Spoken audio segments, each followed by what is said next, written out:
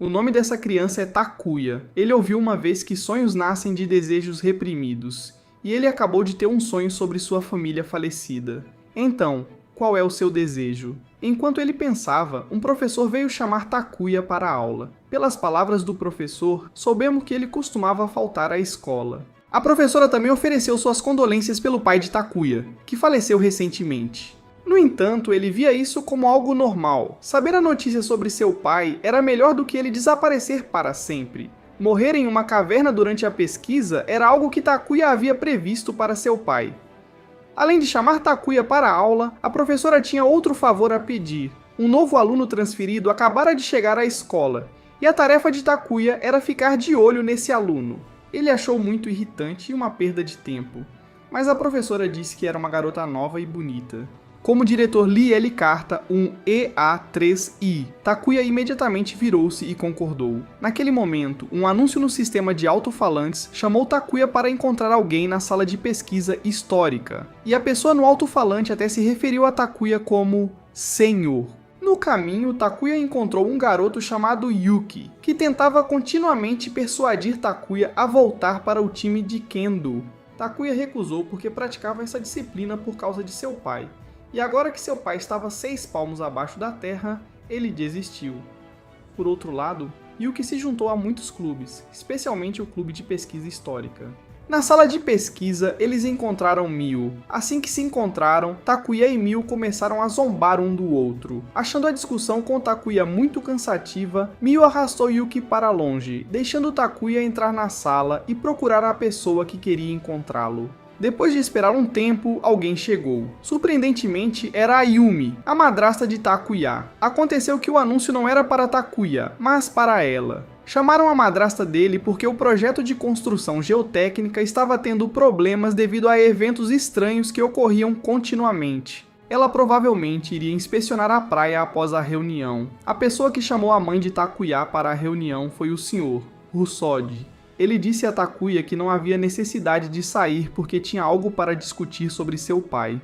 O Sr. Rusodi havia trabalhado muitos anos com o pai de Takuya no projeto de pesquisa, e ele expressou o desejo de continuar o trabalho do pai dele. Ele via isso como uma forma de honrar o falecido. Se ambos concordassem, ele esperava que a madrasta de Takuya pudesse enviar as notas de pesquisa do pai de Takuya para a casa dele.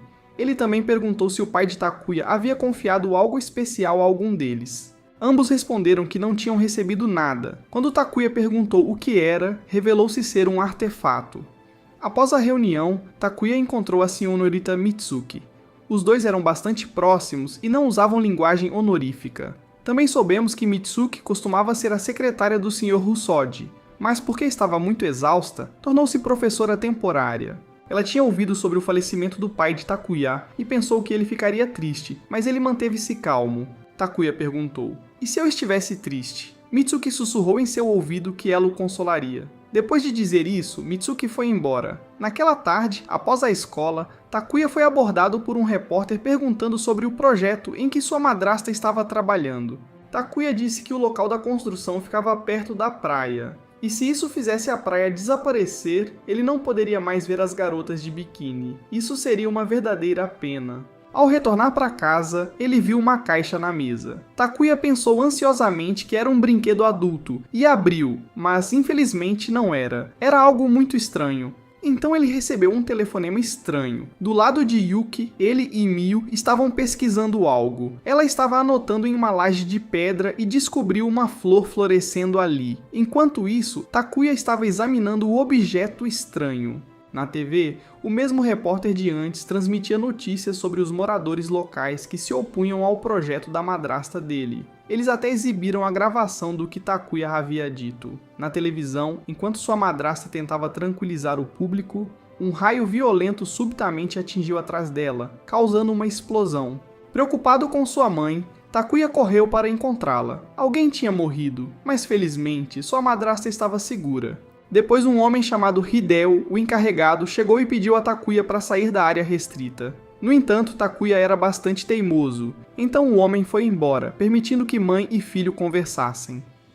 Takuya perguntou se aquele era o homem inútil que sua mãe havia mencionado antes. A mãe dele então disse para ele ir para casa primeiro, pois ela não voltaria naquela noite. Lá fora, enquanto pegava sua bicicleta, Takuya encontrou Mio e Yuki novamente. Eles falaram sobre como o raio pareceu muito estranho quando estavam na ilha. De repente, apareceu uma menina que avisou que era muito perigoso e aconselhou-os a se afastarem daquele lugar. No dia seguinte, todos estavam animados esperando o novo aluno transferido. Quando a professora a trouxe, Takuya de repente correu para fora e tirou toda a roupa para assustá-los, mas ninguém ficou com medo. Mesmo vestindo 10 pares de calças, ele não se livrou da vergonha. A garota então se apresentou como Kana. Ela foi designada para sentar ao lado de Takuya. Sem hesitação, Kana disse a Takuya que ele deveria impedir sua mãe de continuar o projeto de construção, caso contrário, um terrível acidente aconteceria. Após a aula, Takuya foi para a sala de pesquisa perguntar ao Sr. Russode sobre o artefato, mas o professor estava ocupado, então ele teve que ir embora. Voltando para casa, ele recebeu outro pacote. Ao abri-lo, era um livro sobre o teorema da estrutura dos mundos paralelos e como construir uma reflexão ao dispositivo. Quando ele o abriu, descobriu uma página com um desenho que parecia o artefato. Era chamado de dispositivo de reflexão. No fundo do pacote havia uma carta do pai de Takuya. Na carta, ele dizia que não estava morto, apenas havia desaparecido, e pediu a Takuya que reunisse as pedras preciosas e fosse a um lugar chamado Ken no Misaki naquela noite, onde alguém estaria esperando por ele. Sem pensar muito, ele subiu na bicicleta e foi. Ele chegou às 2 formações rochosas esperando encontrar seu pai, mas encontrou uma garota loira inconsciente. Ele verificou como ela estava e quando ela acordou, parecia extremamente feliz e beijou Takuya antes de desaparecer. Nesse momento, sua madrasta e o Sr. Russode apareceram atrás de Takuya. O professor disse que tudo foi previsto pelo pai dele. O pai dele deixou para trás um dispositivo que permite a Takuya atravessar o espaço chamado Newman. O pai dele descobriu a existência de uma lei que governa o mundo, e a mãe dele foi a inspiração para ele. O professor confirmou que os pais de Takuya ainda estavam vivos em outro mundo, e o próprio Takuya era a prova disso. Depois de dizer isso, o professor sacou uma arma de fogo e exigiu que Takuya entregasse o artefato. Não era claramente um isqueiro. Takuya perguntou se o artefato poderia ajudá-lo a ver seus pais novamente. O professor confirmou isso. Era o único dispositivo que podia ver a variabilidade infinita do espaço-tempo. Ele então disse que Takuya tinha que se arrepender ou levar um tiro. De repente, ocorreu um fenômeno de ressonância. Terremotos e relâmpagos aconteceram continuamente. O professor supôs que a garota loira anteriormente tivesse feito algo antes de desaparecer. Ele ainda tentou pegar o artefato, mas naquele momento o tempo congelou. Takuya viu Kana de longe, e então Takuya foi levado de volta às 2 formações rochosas. Pensando que tinha acabado de usar drogas, Takuya voltou para o seu quarto e dormiu. No dia seguinte, Takuya acordou às 8h30 da manhã no dia 26 de julho de 1994. Ele correu para a escola para questionar o Sr. Russode sobre o que aconteceu na noite anterior, mas o professor disse que ele e a madrasta de Takuya estavam em reuniões nos últimos dias. Sentindo que algo estava muito errado, Takuya subiu ao telhado da escola para revisar o livro sobre o mundo paralelo. Ele começou a explorar as funções do artefato. Primeiro, ele podia voltar no tempo a um ponto anterior, como um ponto de verificação em um jogo. Bastava salvar o local para voltar depois. Segundo, o que ele trouxesse consigo também voltaria no tempo junto com ele. Takuya lembrou-se de uma conversa que teve com o pai, onde falaram sobre como a história também afeta a linha do tempo, algo chamado de paradoxo do avô. Você pode procurar na Wiki, porque explicar seria muito longo. Ao ler o livro, Takuya também descobriu que o dispositivo de reflexão permitia ao usuário viajar para mundos paralelos. Enquanto estava profundamente concentrado na leitura, Takuya não percebeu Kana observando-o. Assustado, ele saiu rapidamente. No final do dia escolar, o professor Érico anunciou que as férias de verão começariam a partir de hoje, e lembrou os alunos de garantirem que terminem a lição de casa de verão. Quanto a Takuya, ele então foi para a sala de pesquisa e perguntou a Mio e Yuki se ele tinha ido lá ontem. Ambos disseram que ele realmente veio e procurou o Sr. Russode. Ainda não convencido, Takuya ligou para sua mãe para perguntar sobre a conversa entre ela e o professor sobre o projeto de seu pai. Sua madrasta confirmou que eles realmente conversaram e que ela havia concordado em entregar as notas de pesquisa de seu pai ao professor. No entanto, como havia muitos itens pessoais, ela pediu a Takuya para organizar tudo antes de entregá-lo ao Sr. Huzodi. Como ele não estava ocupado, Takuya concordou. Enquanto fazia isso, ele também convidou seus 2 amigos para virem ajudar. No caminho para casa, eles conversaram sobre os estranhos incidentes que estavam acontecendo na cidade. Ao chegarem à casa de Takuya, os 3 entraram no quarto do pai dele para começar a organizar. Enquanto faziam isso, Takuya encontrou um armário trancado. Miu então descobriu que o pai de Takuya ainda estava perseguindo a teoria do ciclo de 400 anos. Segundo ele, a história japonesa passa por uma grande transformação a cada 400 anos. Por volta do ano 1600, o shogunato Edo foi estabelecido. Por volta de 1200, o shogunato Kamakura foi estabelecido. Por volta de 800, a capital foi movida para Heian-kyo, e por volta de 400, a corte imperial unificou o Japão. O ponto comum em todos esses casos era que a origem de todos os problemas vinha de estrangeiros. O pai de Takuya acreditava que todas as tradições japonesas tinham sido trazidas por estrangeiros, e ele foi fortemente criticado por isso. Logo depois, os 3 terminaram de limpar. Vendo que ainda era cedo, Miu convidou os outros 2 para subirem ao Monte Triângulo. Eles foram para o local com as 2 formações rochosas e, inesperadamente, encontraram Kana, que também estava lá. Então, ficou claro que foi ela quem colocou as flores lá. Miu perguntou qual era o propósito dela em fazer isso, mas Kana permaneceu em silêncio e foi embora. Miu então continuou a anotar os escritos na pedra. As 2 pedras estavam lá há 8.000 anos. Poderia-se dizer que os escritos nas pedras eram ainda mais antigos que as 4 grandes civilizações antigas. Após retornar da montanha, Takuya descobriu que o gerente do local, Hideo, estava sendo questionado por um grupo de trabalhadores sobre um raio recente que havia matado alguém.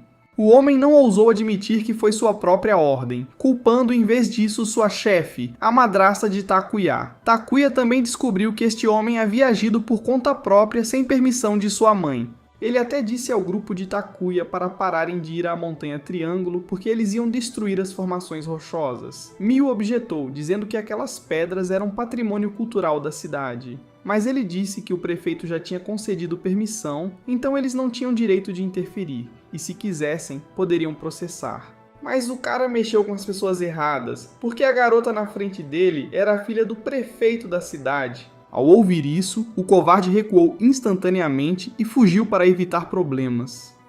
Naquela noite, quando Takuya chegou em casa, encontrou um bilhete de sua mãe dizendo que ela não estaria em casa hoje. Então ele jantou macarrão instantâneo. Enquanto estava deitado assistindo TV, ainda estava pensando no que havia acontecido no dia anterior. Ele então foi ao Instituto de Pesquisa procurar sua mãe.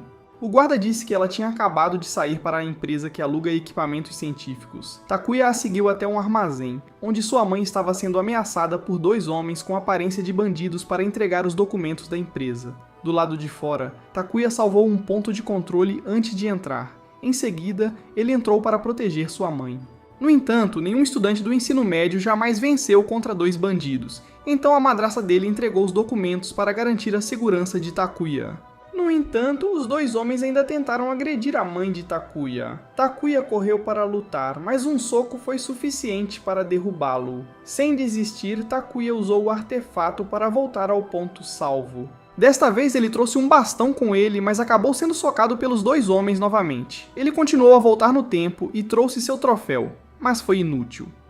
Quando estava prestes a carregar o ponto salvo novamente, o covarde Hideo apareceu de repente como se tudo fosse roteirizado.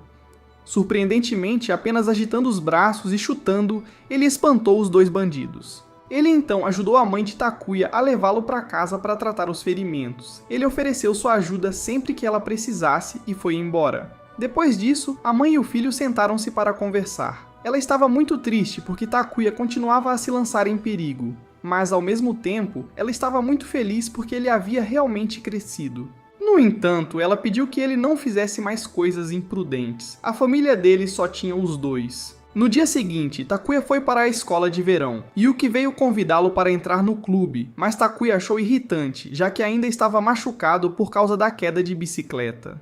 Querendo faltar à aula, ele pediu a Yuki para assistir em seu lugar enquanto ele pensava no assunto. Em seguida, ele foi para a enfermaria e por acaso encontrou Kana e a senhorita Eriko. Ele acidentalmente viu o colar de Kana e lembrou que quando era criança, conheceu alguém que também tinha um colar assim. Ele se aproximou e perguntou sobre o colar. Kana disse que não era uma joia, era a chama de sua vida. Ela então foi embora. A senhorita Eriko disse a ele que Mitsuki estava procurando por ele. No telhado, Mitsuki queria perguntar a Takuya o que ele planejava fazer após a formatura. Durante a conversa, soubemos que Mitsuki amava o pai de Takuya, mas seus sentimentos não eram correspondidos. Atualmente, ela estava encarregada de organizar a pesquisa do pai dele. Ela também disse que recentemente o senhor Hosoji estava agindo de maneira muito estranha. Ele havia se tornado mais irritável, quase como uma pessoa diferente. Ele ficou completamente obcecado pela pesquisa, como se estivesse possuído. Takuya disse que ficaria de olho no professor e se algo acontecesse, ele contaria para ela. Depois disso, ele recebeu uma ligação da madrasta. Ela tinha esquecido alguns documentos importantes em casa e pediu a Takuya para levá-los a ela. Quando ele chegou ao portão do Instituto de Pesquisa, já havia muitos cidadãos protestando em frente. O segurança levou Takuya para dentro. No caminho, ele encontrou aquele cara chamado Video, ou Hideo, ou algo assim. Takuya não se preocupou em lembrar os nomes de covardes como ele, que se ofereceram para entregar os documentos por ele, mas Takuya recusou. Em seguida, entregou os documentos diretamente à sua mãe, que ficou satisfeita, embora não tivesse muito tempo, pois precisava ir rapidamente para uma coletiva de imprensa. Enquanto isso, aquele cara Video roubou os documentos secretamente. Na coletiva de imprensa, Takuya encontrou a repórter de antes. Ela também sabia que ele era filho do famoso doutor, já que os dois se pareciam muito. Naquele momento, a mãe de Takuya apresentou relatórios sobre os acidentes relacionados a raios e propôs uma solução envolvendo trajes especializados. No entanto, muitas famílias das vítimas alegaram que os trajes eram ineficazes e objetaram continuamente. A conferência de imprensa terminou em caos. Ainda não recuperada, a mãe de Takuya teve que participar de outra entrevista na TV. Tarde da noite, ela chegou em casa bêbada. Takuya a ajudou a entrar em casa para beber um pouco de água. Ela confessou que estava exausta com tudo e abraçou Takuya como se quisesse liberar toda a sua pressão. No dia seguinte, aquele cara fez uma videochamada para a mãe de Takuya dizendo que tinha algo importante para discutir. Takuya atendeu e apenas deixou-o esperando. Do lado de Mio, o pai dela havia decidido enviá-la para estudar nos Estados Unidos para evitar os escândalos recentes, o que a deixou muito triste a ponto de, quando Takuya a provocou no caminho para a escola, ela nem sequer respondeu. Atrás dos dois, uma figura suspeita estava observando. Na escola, Takuya encontrou a repórter novamente. Ela tinha acabado de entrevistar o Sr. Hosoji e tinha algo para discutir com Takuya. Ela queria saber mais sobre o trabalho de sua madrasta porque atualmente estava investigando o projeto de geotecnia, a colusão entre a Geotec e o prefeito. Ela perguntou se a Mio, a filha do prefeito, sabia algo sobre isso. Takuya não ia trair seu amigo, mas a repórter disse que não havia necessidade de trair ninguém. O errado era o prefeito, e Takuya não queria que sua amiga estivesse no caminho certo. Ela então lhe deu seu cartão de visita, dizendo que ele poderia ligar a qualquer momento e se apresentou como Kaori. Após dias faltando às aulas, Takuya voltou para a escola de verão. Olhando novamente para o cartão de Kaori, ele notou um aviso escrito no verso: "Cuidado com aquele covarde. Vídeo." Sentindo-se inquieto, Takuya apressou-se para casa, mas foi parado por Eriko. Sabendo que não podia escapar, ele salvou um ponto de controle ali mesmo. Pouco depois, um anúncio foi feito pelo sistema de alto-falantes. Takuya tinha uma ligação, era do gerente de sua mãe. Disseram que ela não havia ido ao instituto. Quando Takuya perguntou o que tinha acontecido, eles não disseram muito, apenas que o projeto dela poderia envolver atividades ilegais. Cheio de preocupação, Takuya correu para casa e viu aquele cara em vídeo apalpando sua mãe. Enfurecido, Takuya arrastou o mesmo cara que uma vez lutou contra dois bandidos e começou a espancá-lo. No entanto, sua mãe o impediu e até o esbofeteou. Ver sua mãe tão preocupada com aquele canalha deixou Takuya furioso. Ele saiu furioso, dizendo que podiam fazer o que quisessem. Em seguida, ele marcou um encontro com Kaori e perguntou a ela sobre aquele vídeo do cara. Claramente algo havia acontecido. Kaori trouxe Takuya para um hotel para uma conversa mais privada. Coincidentemente, no quarto ao lado, Kana estava se encontrando com um homem suspeito que tinha seguido Takuya e Mio naquela manhã. Kaori revelou que dados confidenciais tinham sido roubados da Geotec ontem e a mãe de Takuya estava prestes a ser demitida e responsabilizada por isso. Alguns acreditavam que ela tinha vendido os dados. Kaori também sabia que a Jotech havia ligado para Takuya. Ela acreditava que a mãe dele havia sido incriminada, e por isso precisava se infiltrar na Jotech para provar sua inocência. Quando Takuya perguntou o que precisava fazer, ela disse que só precisava do cartão de acesso verde da mãe dele. Ele apenas tinha que trocar o cartão verdadeiro por um falso, e isso bastaria. Acreditar nela ou não dependia dele, mas a informação em breve seria tornada pública, o que seria muito ruim para a mãe dele. Depois de juntar as peças, Takuya percebeu quem havia incriminado sua mãe. Ele correu para casa, mas era tarde demais. A cena estava em caos, e sua mãe já havia cortado os pulsos e falecido no banheiro. Takuya tentou rapidamente estancar o sangramento, mas era tarde demais. Olhando para o corpo frio da mãe, Takuya tomou uma decisão. Foi a primeira vez que se sentiu grato pelo pai. Takuya então retornou ao posto de controle. Takuya correu para casa e deu um soco naquele cara no vídeo, depois o expulsou de casa. O cara ameaçou mandar Takuya para a prisão e depois saiu correndo.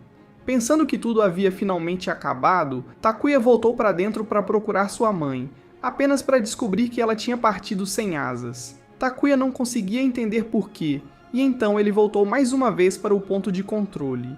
Desta vez, Takuya afastou sua mãe daquele vídeo de homem imundo e contou a ela tudo sobre o plano do canalha, como ele fez tudo apenas para conseguir o seu corpo. Mas Takuya não tinha provas. A madrasta dele disse que ele não podia entender, que tudo o que ela fez tinha suas razões, e mesmo que ela explicasse, ele ainda não entenderia. Exausta, ela se jogou na rua e deixou o caminhão acertá-la. Incapaz de aceitar essa realidade, Takuya continuava voltando no tempo para salvar sua mãe a qualquer custo. No entanto, não importava quantas vezes, não importava qual método ou truque ele usasse, o resultado era sempre o mesmo. Sua madrasta morreria. Observando-a morrer repetidamente, Takuya ficou dominado por um sentimento de impotência.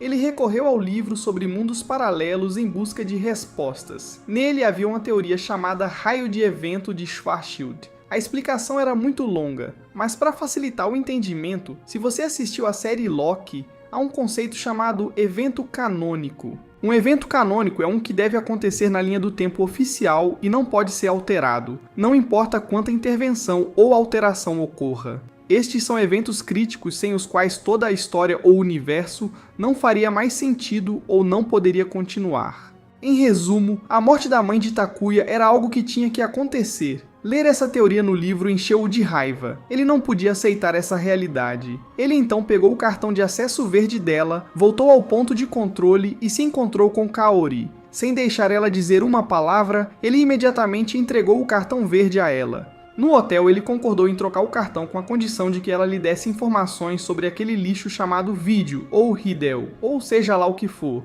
para descobrir qual era o verdadeiro objetivo daquele cara, e por que sua mãe havia querido cair nisso. Kaori então deu a Takuya algumas informações que realmente o chocaram. Com essas informações em mãos, Takuya voltou novamente ao posto de controle, foi para casa e começou a expor o lixo pior que lixo, Hideo, de como ele encenou o incidente com os dois falsos gangsters. Hideo exigiu provas, mas depois de tantas tentativas fracassadas de salvar sua mãe, Takuya tinha se tornado mais sábio. Ele jogou fora uma pilha de fotos que Kaori havia tirado mostrando Hideo lidando com a Yakuza. Sem como negar, Hideo entrou em pânico e fugiu. Takuya deu a perseguição, jurando colocar aquele desgraçado na cadeia para que os caras lá dentro pudessem lhe ensinar uma lição. Mas o covarde correu rápido demais e Takuya não conseguiu alcançá-lo. Felizmente, Kaori estava escondida nos arbustos próximos e acertou a cabeça do pervertido com um vaso de flores. Takuya contou a Kaori tudo sobre o que o canalha tinha feito e deixou para ela lidar com ele enquanto corria de volta para casa para ver se sua mãe estava prestes a tentar voar de novo. Felizmente, dessa vez ela não estava voando, estava prestes a praticar natação no banheiro. Takuya correu para impedi-la. Ele se lançou à frente para evitar que ela fizesse isso, mas ela ainda insistia em acabar com a própria vida.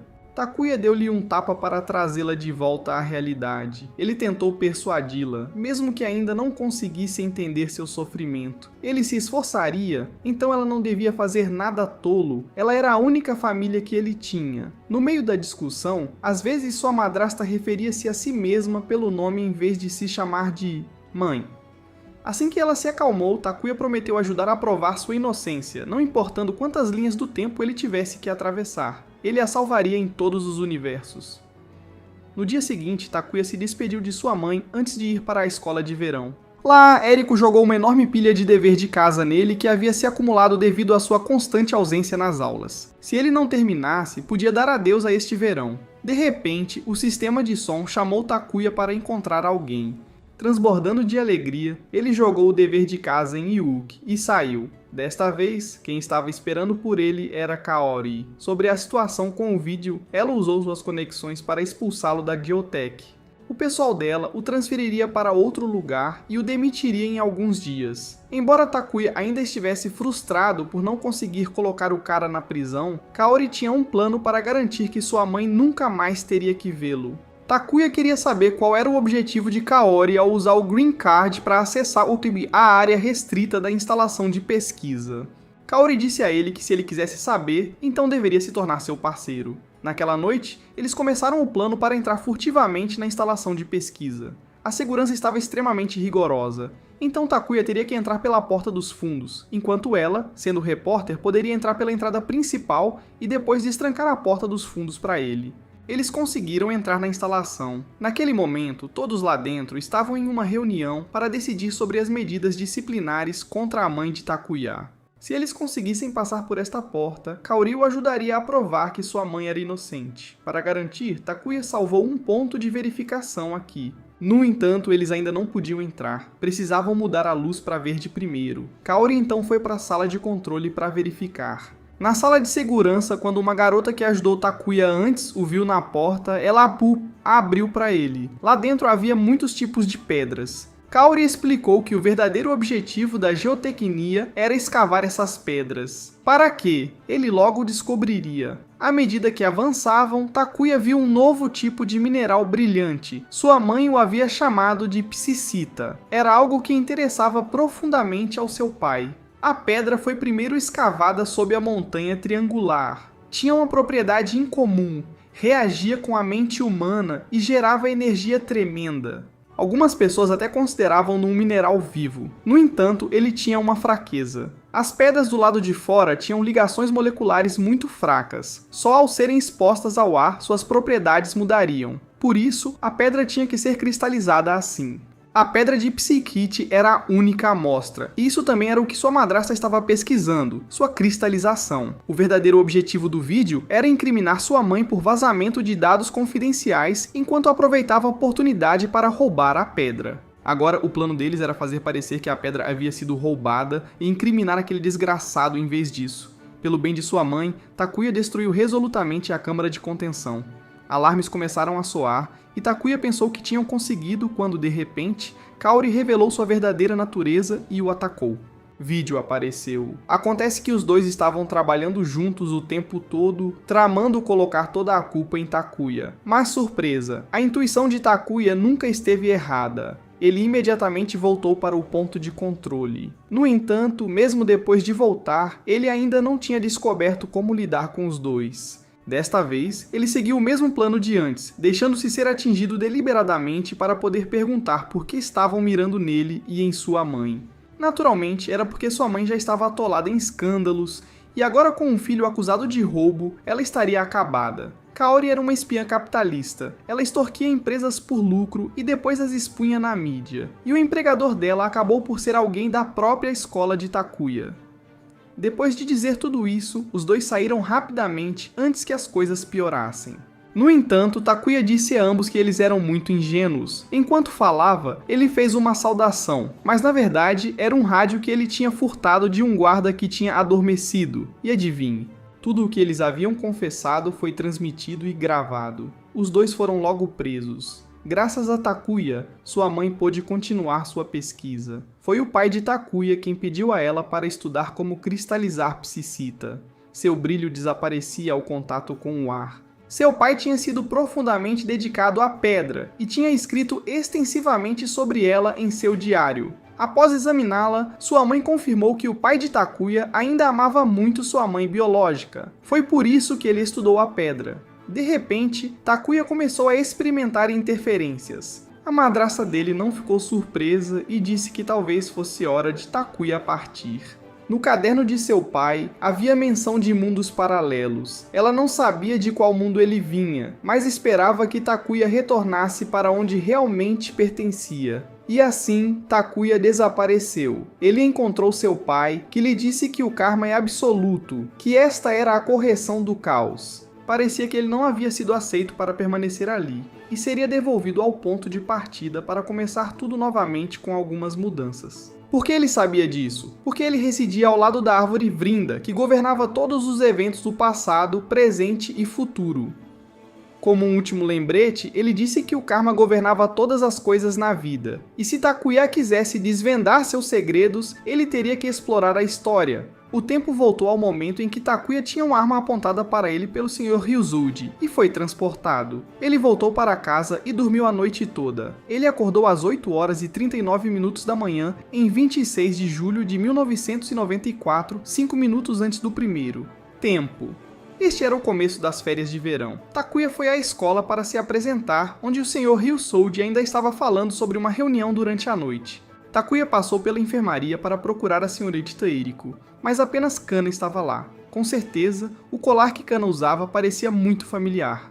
Depois disso, Kana saiu primeiro, e enquanto esperava pela senhorita Eriko, Takuya encontrou as roupas dela lá. Assim que ele as pegou para olhar, Miu entrou e imediatamente o chamou de pervertido. Takuya entregou as roupas da Eriko para Miu e foi embora. Desta vez, ele encontrou Mitsuki, que o levou até o telhado e falou novamente sobre como o Sr. Ryusugi tinha mudado de alguém que não gostava de fumar para alguém que agora era viciado. Até a mãe do professor havia contado a ela que seu filho tinha mudado. Takuya também mencionou que o professor tinha se encontrado com alguns forasteiros. Primeiro, a repórter, Kaori, e outro era o detetive que ele tinha contratado.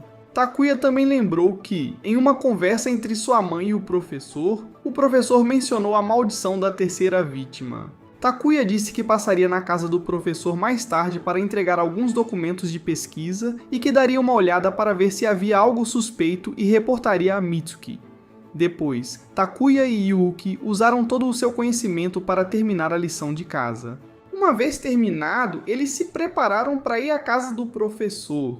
Miu também quis ir junto. Takuya convidou Kana também, mas ela recusou porque sentiu um cheiro que não era humano vindo do Sr. Ryusugi. No caminho, os três perceberam que estavam sendo observados. Ao chegarem à residência do professor, uma mulher idosa saiu para recebê-los. Yuki sentiu uma atmosfera ominosa lá dentro. Ele notou um antigo armazém e, segundo a velha senhora, a mansão tinha sido construída há 400 anos e reformada desde então.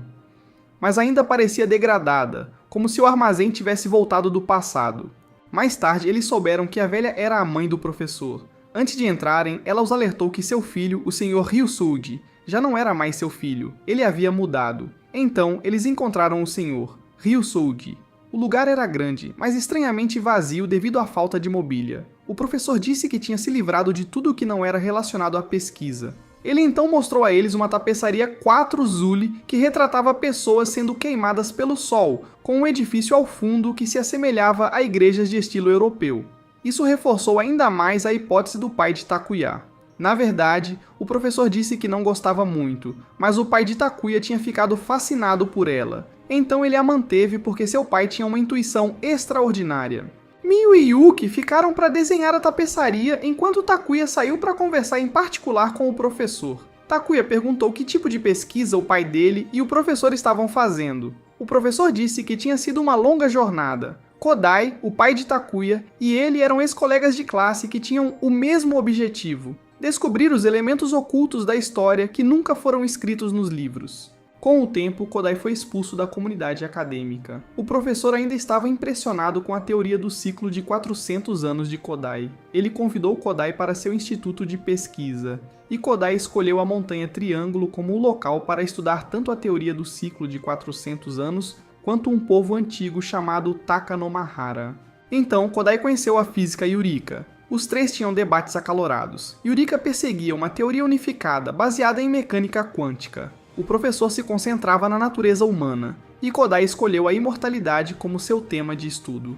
O papel dos pesquisadores, disse o professor, é formular hipóteses sobre fenômenos inexplicáveis e depois prová-las. Retornando ao tópico que Takuya tinha perguntado, quando trabalhavam juntos, as notas de pesquisa da professora Yurika mencionavam uma mulher cega vivendo isolada perto de Ken no Misaki. Ela tinha cabelo dourado e pele branca como a neve. Seu nome era Kasha, que mais tarde foi mudado para Keiko. Em outras palavras, ela era a mãe de Takuya. Através de sua pesquisa, Kodai se aproximou de Keiko, e Takuya foi o resultado de sua união.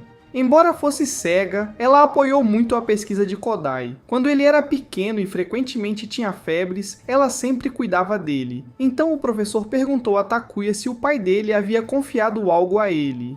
De repente, os olhos do professor brilharam, atordoando Takuya. O professor acreditava que Takuya tinha recebido algo e exigiu que ele entregasse. Quando Takuya estava prestes a perder a consciência, ele usou seu dispositivo desesperadamente e, por sorte, Mio e Yuki entraram bem a tempo, fazendo com que o professor parasse. Os três então saíram. Mais tarde, encontraram novamente a mãe do professor. Ela disse que os pardais e andorinhas nunca poderiam entender os pensamentos dos gansos e cisnes. Ela pediu aos três que refletissem sobre essa afirmação. Naquela noite, Mio realmente tentou investigar o que a mãe do Sr. Ryusugi havia dito, mas acabou não encontrando nada. Ela suspirou e lembrou-se do momento em que pegou Takuya e Mitsuki fazendo amor. De repente, um livro sobre a mesa caiu, e para sua surpresa, Mio descobriu que o incidente do raio em Ken no Misaki parecia muito com a igreja retratada na tapeçaria na casa do professor. Ela pretendia contar a Takuya sobre isso, mas no dia seguinte, seu pai informou que ela iria estudar no exterior nos Estados Unidos para evitar os escândalos recentes, e que partiria na próxima semana. Enquanto isso, Takuya encontrou a senhorita Eriko novamente no caminho para a escola. Sua cabeça ainda zumbia devido ao movimento de hipnose dupla do Sr. Ryusugi. Takuya queria faltar à escola naquele dia, mas a senhorita Eriko prometeu fazê-lo se sentir mais relaxado se ele fosse. E vendo a oferta como boa demais para recusar, Takuya a arrastou para a enfermaria. Infelizmente, não havia serviços de massagem, apenas algumas ferramentas que ela encontrou na sala de armazenamento. Takuya perguntou se ela sabia algo sobre a erva Nai ou Al-Hab. Ela disse que a erva Nai era um tipo de hipnose, mas diferente do tipo usual. Permitia que Takuya permanecesse consciente e ciente, mesmo enquanto estivesse sob hipnose. Mais tarde, Kana veio para a enfermaria descansar. Após receber uma massagem especial, Takuya foi até o telhado e encontrou Mitsuki novamente. Ele se lembrou que ela também tinha dores de cabeça como ele, então talvez ela tivesse sido hipnotizada pelo Sr. Ryuo. Ele perguntou se ela estava bem, e ela disse que sim. Na conversa deles, descobrimos que Takuya tinha dormido com Mitsuki, e depois que foram descobertos, Mio começou a odiá-lo. Em qualquer caso, Takuya disse que se o Sr. Ryu fizesse algo estranho, ele reportaria a ela. Assim que Takuya voltou para a aula, Mio contou a ele e Yuki sobre as semelhanças entre as duas montanhas e a igreja no tapeçaria na casa do Sr. Ryuo. Ela disse que os três voltariam à Montanha Triângulo para investigar. Ela queria desvendar o mistério dentro da semana, mas não mencionou a Takuya ou Yuki que sairia em breve. Então a aula começou. A prova desta vez foi diferente de antes. A senhorita Rico disse que eles tinham que acertar todas as respostas antes de poderem sair. Se errassem alguma, teriam que refazer até terminarem corretamente. Claramente, isso era direcionado a alguém que sempre faltava às aulas, como Takuya. Mas, surpresa, ele terminou de uma vez. Não porque fosse inteligente, mas porque usou o artefato para voltar ao ponto de verificação. Takuya e Mio terminaram e saíram primeiro, enquanto Yuki teve que ficar para completar o teste. Os dois foram para a casa de Mio para reunir informações. Mio trouxe um livro escrito pelo pai de Takuya, Legado, apresentando o povo de Takenomihara. No entanto, o livro não mencionava a localização específica da tribo. Lendo cuidadosamente, havia uma pista apontando para a Montanha Triângulo. As inscrições nas duas pedras lá tinham 8.000 anos, e Mio supôs que foram escritas pelos Takenomihara. Em resumo, ela tinha certeza de que havia algo na Montanha Triângulo. Enquanto se preparava para sair, seu pai apareceu de repente para verificar. Takuya, apressado, o chamou por Mio e acidentalmente a viu nua. O grito dela agitou seu pai lá fora, que também ouviu a voz de um garoto. O pai de Miu então correu para pegar sua arma. Lá dentro, ela gritou para Takuya correr antes que seu pai lhe desse um sanduíche de chumbo. Naquele momento, seu pai já havia carregado a arma, mas felizmente a campainha tocou, forçando-o a descer as escadas. Takuya aproveitou a oportunidade para escapar. O visitante era Yuuki. Assim que ele abriu a porta, o pai de Miu apontou a arma para a cabeça dele para afugentá-lo.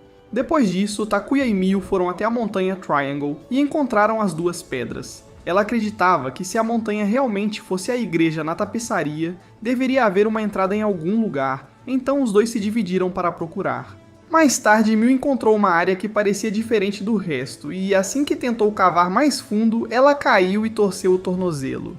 Takuya disse a ela para não se esforçar demais e a carregou de volta. Ele levou Miu para a enfermaria da escola para primeiros socorros, e então ela contou que seu pai estava envolvido em um escândalo de corrupção relacionado ao projeto de construção de geotecnia e que ela deixaria Sakamatsu. Bem no clímax da conversa deles, Mitsuki entrou e um drama de triângulo amoroso começou. Mitsuki e Miu começaram a discutir. Mitsuki até sabia que Miu estava apaixonada por Takuya. Quanto mais Miu negava, mais isso aparecia em seu rosto. Pausando o drama ali, Mitsuki disse a Takuya para levar Miu para casa, e coincidentemente sua conversa foi ouvida por Yuuki. No dia seguinte, enquanto Takuya estava andando, Miu de repente o repreendeu, chamando-o de pessoa horrível. Confuso sobre o que havia acontecido, ele foi até onde uma multidão estava se reunindo e descobriu uma petição acusando o pai de Miu, o prefeito, de corrupção. Takuya rapidamente dispersou a multidão e examinou a carta de acusação, mas as pessoas alegaram que ele estava violando a liberdade de expressão. No entanto, a liberdade de expressão só se aplica àqueles que estão dispostos a assumir a responsabilidade pelo que dizem. Postar anonimamente não era melhor do que ser um covarde. Takuya então dispersou a multidão. Enquanto isso, o pai de Miu também estava sendo cercado por repórteres e a própria Miu estava sendo alvo de fofocas na escola. Ela foi para a sala de pesquisa e encontrou Yuuki novamente. Ele havia ouvido sobre o incidente e disse a ela que poderia contar com ele. Takuya entrou de fora, querendo explicar as coisas para Miao, mas ela o ignorou e se afastou. Takuya começou a suspeitar de Yuuki, mas ainda não tinha certeza. Ele foi até o telhado e contou tudo para Mitsuki, embora ela não pudesse fazer muito para ajudá-lo.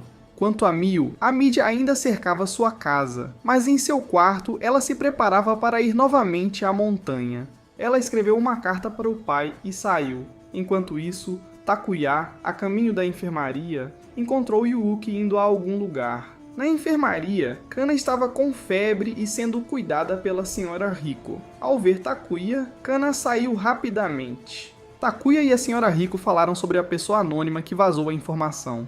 Na TV foi anunciado que o pai de Miu havia renunciado como prefeito e o conselho da cidade havia emitido uma diretiva para retirar todo o apoio ao projeto geotécnico. De volta em casa, Takuya procurou o número de telefone de Miu com a intenção de ligar para ela. Mas seu telefone tocou primeiro, era sua madrasta.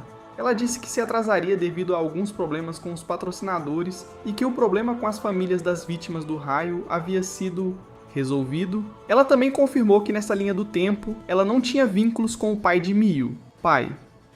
No entanto, ela disse a Takuya para cuidar de Miu. Ela não havia feito nada de errado e os pecados dos pais não deveriam ser passados para os filhos. Ela pediu que ele ajudasse Miu, se pudesse. Levando suas palavras a sério, Takuya decidiu não ligar, mas ir pessoalmente à casa de Miu. Lá ele encontrou a jornalista Kaori, que tentou extrair informações sobre Miu dele, usando novamente o mesmo truque antigo. Se você me der algo, eu posso te ajudar. Takuya não queria responder, mas de repente Yuki chegou e disse a ele que Miu tinha fugido de casa. Ele ouviu isso dos empregados e também encontrou a carta dela. Pensando que ela não poderia ter ido longe, os dois se separaram para procurar. Takuya estava procurando na escola quando encontrou Mitsuki. Depois de saber o que aconteceu, ela concordou em ajudar. Logo após Takuya sair, Mitsuki teve outra dor de cabeça, mas se recuperou rapidamente e também foi procurar Miu. Enquanto procurava na praia, Takuya encontrou Kana e perguntou sobre Miu. Ela lhe disse que Miu estava em algum lugar perigoso, na montanha Triângulo.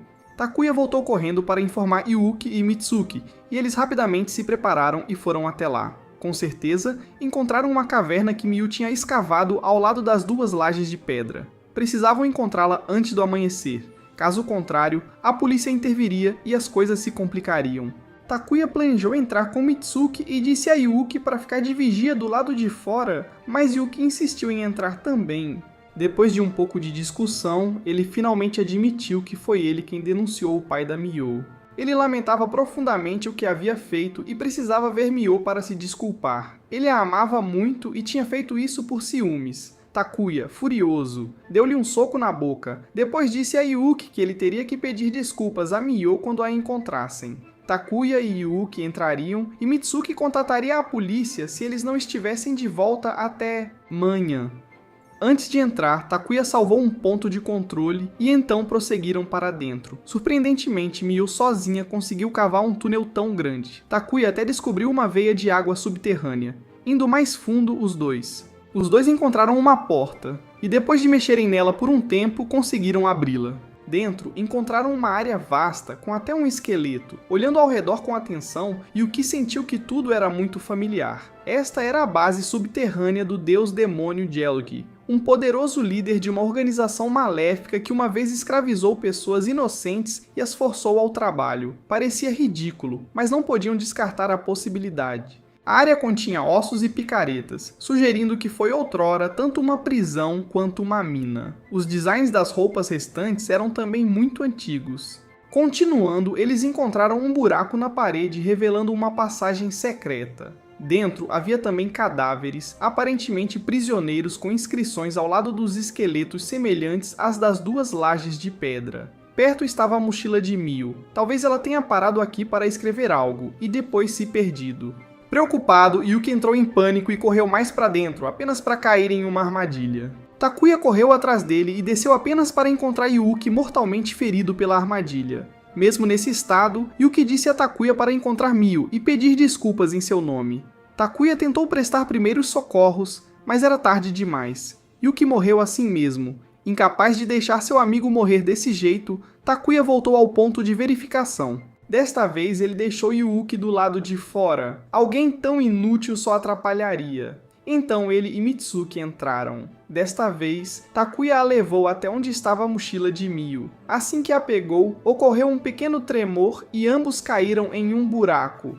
Felizmente, nenhum dos dois se feriu. Ao iluminar com suas lanternas ao redor, encontraram outro esqueleto que parecia mais recente que os outros. Ao lado estava um diário. Surpreendentemente, pertencia à doutora, Yurika, que havia conduzido pesquisas com o pai de Takuya. Dentro havia notas incompreensíveis sobre medo e visões eminentes que pressionavam Yurika.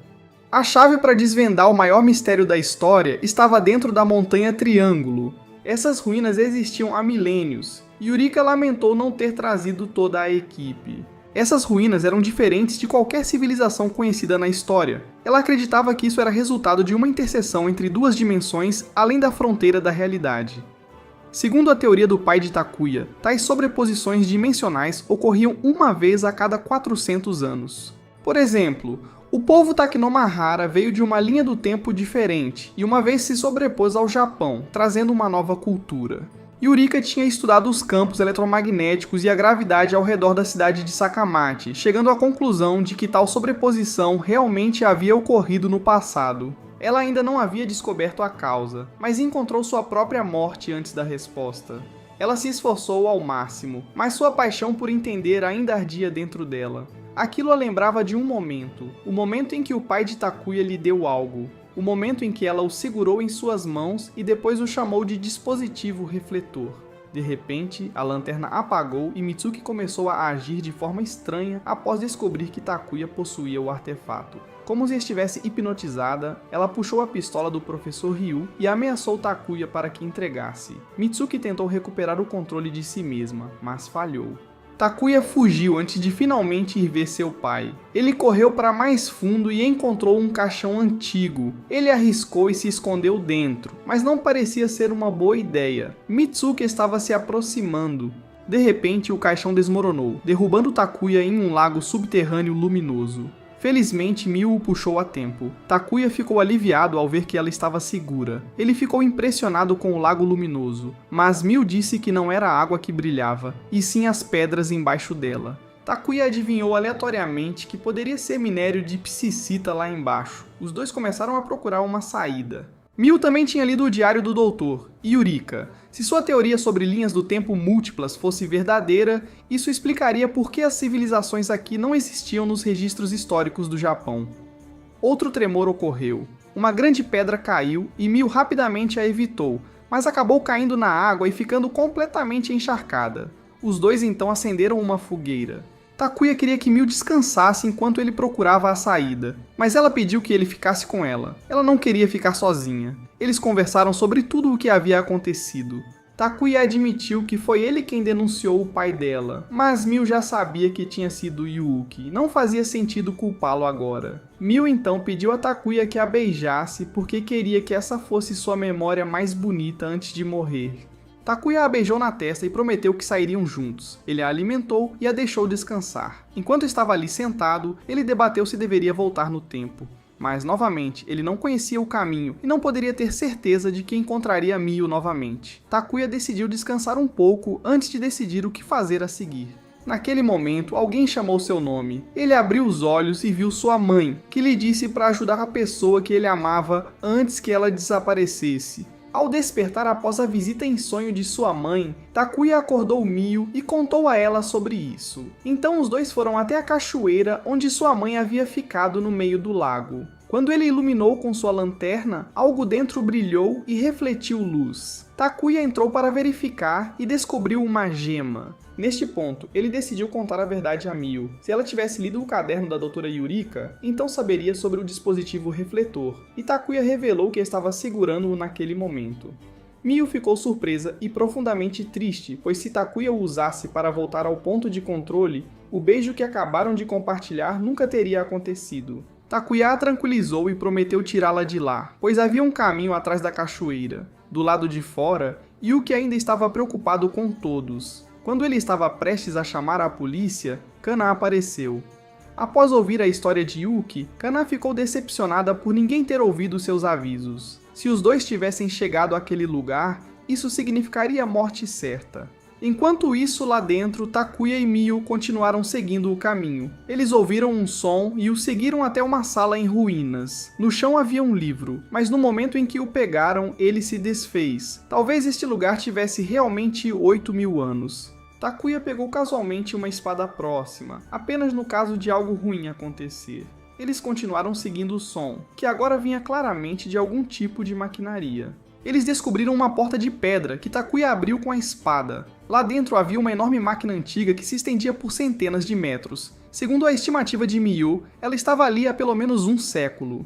Do lado de fora, Kana estava desesperadamente tentando impedir que a máquina se ativasse, alertando que, se isso acontecesse, muitas vidas seriam perdidas. Dentro da montanha, Takuya e Miu encontraram Mitsuki novamente. Pela explicação dela, esta torre era um gerador de raios, o que significa que lá fora, onde estava atualmente ensolarado, e a Geotech havia começado a escavação e transporte, tentar extrair Psykit da área ativaria a máquina e liberaria raios. Esse era o significado por trás da luz que queimava as pessoas no tapete. Mitsuki sabia da existência do dispositivo há muito tempo, mas nunca soube como entrar. Felizmente, graças a Takuya e Miu, ela finalmente encontrou um jeito. Mitsuki exigiu que Takuya entregasse o artefato. A máquina começou a ativar, disparando raios e causando terremotos dentro da caverna.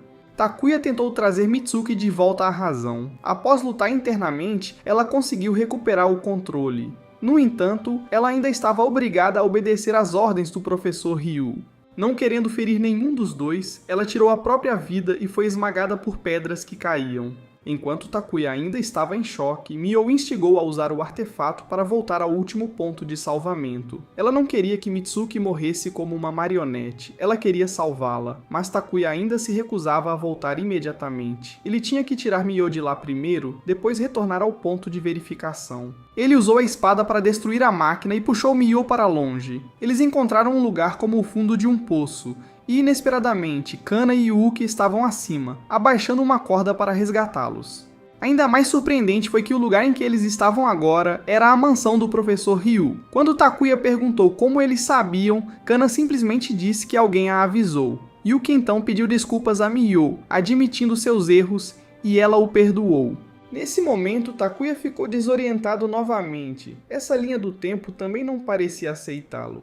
Kana também estava ciente das correções caóticas da linha do tempo. Mesmo que Mitsuki não pudesse ser salva nesta linha do tempo, Takuya prometeu a Miyu que a salvaria em outra. Depois de dizer isso, Takuya desapareceu novamente. Ele então encontrou seu pai mais uma vez. Takuya exigiu respostas. O que exatamente era aquele dispositivo e o que aquele desgraçado do Ryuzod realmente queria? Seu pai disse-lhe para usar o cérebro. Ele tinha planejado escrever tudo sobre Ryuzod, mas no meio do caminho percebeu que Ryuzod talvez nem fosse humano. Ele poderia ser algo completamente diferente e Takuya eventualmente entenderia. Em sua terceira aparição nessa linha do tempo, após ser transportado, Takuya não foi para casa dormir imediatamente. Em vez disso, ele foi a uma cabine telefônica pública e ligou para Mitsuki, confirmando que ela estava segura. Ele finalmente respirou aliviado. Desta vez, ele tinha tomado uma decisão. Seu objetivo era salvar Mitsuki e descobrir o verdadeiro objetivo de Ryuzod.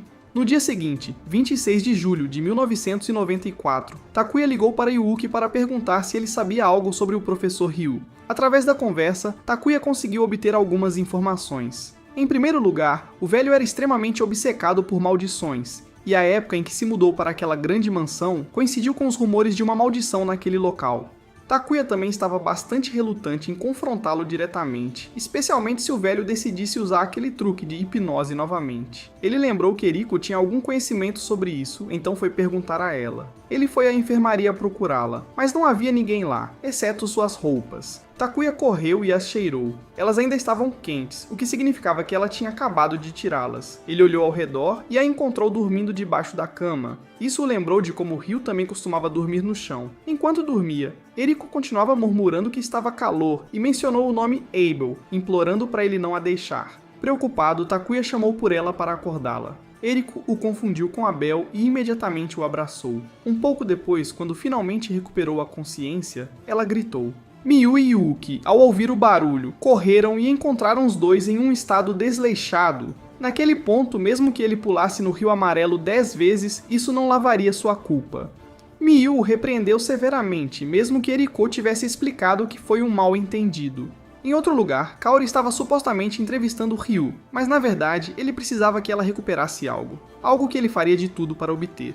De volta à enfermaria, Takuya perguntou a Yuuki o que ele estava segurando e Yuuki apresentou como sendo uma compilação de tudo relacionado a maldições. Soava interessante, então todos assistiram juntos. Durante o vídeo, não havia nada de particularmente especial, mas uma coisa se destacava. Todas as maldições se originavam da casa de Ryu, embora isso não fosse mencionado explicitamente. No entanto, Yuki tinha muitas mais fitas, então planejaram assisti-las gradualmente. Enquanto estavam assistindo, Mitsuki veio procurar Takuya, e os dois subiram para o telhado para conversar mais uma vez. Era sobre como o senhor, Ryu, havia mudado. Takuya perguntou a Mitsuki se ela sentia dores de cabeça sempre que estava perto dele, e ela confirmou que sim.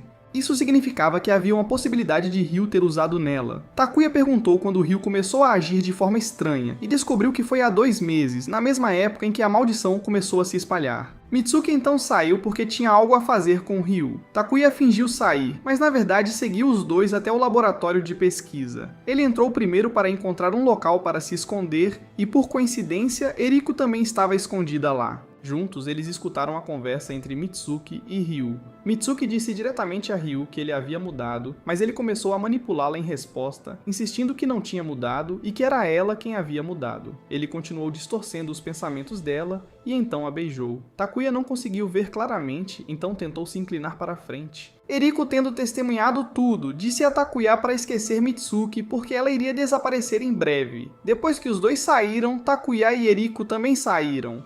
Ela disse para ele encontrá-la em um café depois da escola e depois foi embora. Naquela tarde, depois da escola, Takuya encontrou Kana. Perto dali, Ryu e Mitsuki acabavam de se afastar. Kana disse que Ryu era muito astuto e estava tentando roubar seu colar. Depois, Takuya foi ao café. Enquanto esperava, ele viu Ryu e Kaori do jornal juntos. Eriko também apareceu disfarçada. Os dois trocaram algumas informações e Eriko ficou desconfiada de Takuya, porque ele parecia saber muito, como se tudo estivesse se repetindo. Eles então foram conferir a mansão de Ryu. Eriko correu para dentro. A mãe de Ryu disse que lhe daria algumas informações sobre ele. A velha parecia senil, mas na verdade estava fingindo para não ser alvo. Ela provavelmente tinha descoberto o segredo do diretor.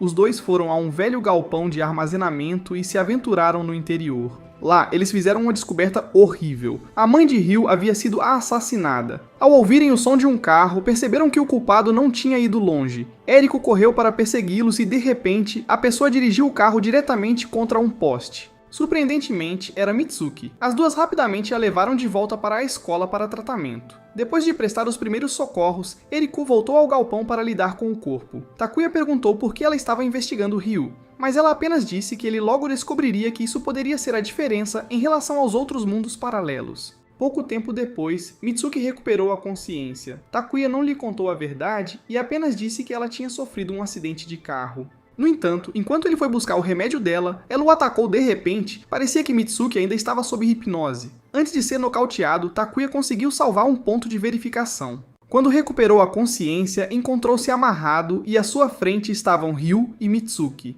As coisas pioraram ainda mais quando Eriku também foi atacada. Através da conversa de Ryu, Takuya soube que Eriko e Ryu já se conheciam. Ryu pensou que estaria seguro depois que Ebel morreu, mas quem teria esperado que Eriko continuasse a caçá-lo? Tendo obtido algumas informações úteis, Takuya voltou para o ponto de verificação anterior. Desta vez, enquanto desviava, ele também tentou persuadir Mitsuki, mas falhou. Felizmente, Eriko ouviu o barulho e voltou, dominando Mitsuki e a nocauteando. Takuya não mais escondeu a verdade e lhe disse que veio de outra linha do tempo. Eriko respondeu que isso confirmava que eles estavam na rota certa. Em seguida, levou Takuya de volta ao antigo depósito e disse-lhe para destruir uma certa parede. Quando ele a quebrou, dentro havia ossos humanos. Takuya ainda não sabia de quem eram. Eriko disse-lhe para tentar se lembrar. Na linha do tempo original, havia ocorrido um estranho caso de assassinato em série na cidade. Eriko acrescentou que o monstro visto durante o tumulto sobre a maldição era o corpo de Abel contendo a alma do diretor Rusod.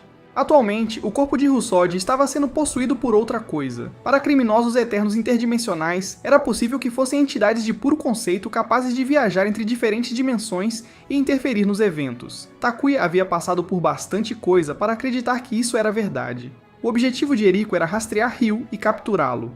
Takuya perguntou quem ela realmente era. Ela disse a ele que no futuro havia um homem chamado Abel, um cientista que passava todos os dias pesquisando junto com seu assistente. Eles descobriram a árvore Vrinda, um diagrama que mostrava que todos os eventos potenciais poderiam ter uma única causa. Os nós no diagrama se ramificavam como uma árvore com base em um conjunto de regras. O resultado de um evento se tornaria a causa de um novo, levando a um novo resultado, e dessa forma, formaram-se mundos paralelos. Abel conduziu um experimento. Ele queria buscar a origem de todos os eventos. Apesar dos avisos, ele insistiu em ir, mas durante sua busca foi atacado por um criminoso eterno interdimensional.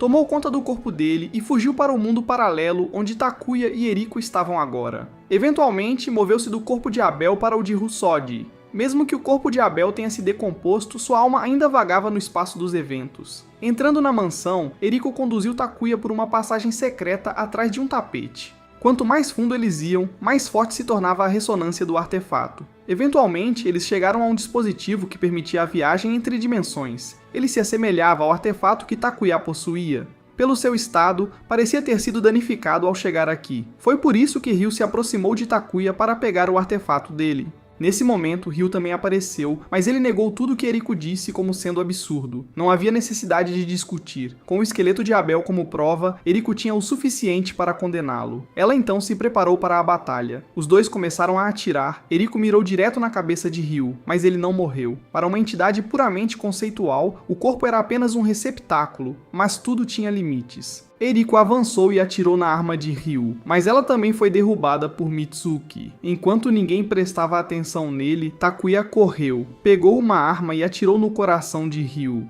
Ryu revidou, mas Mitsuki protegeu Takuya e levou o tiro. Ryu rapidamente fugiu e Eriko o perseguiu. Mitsuki estava radiante por Takuya estar salvo. Ela realmente o amava. Talvez isso fosse tudo que ela pudesse dizer.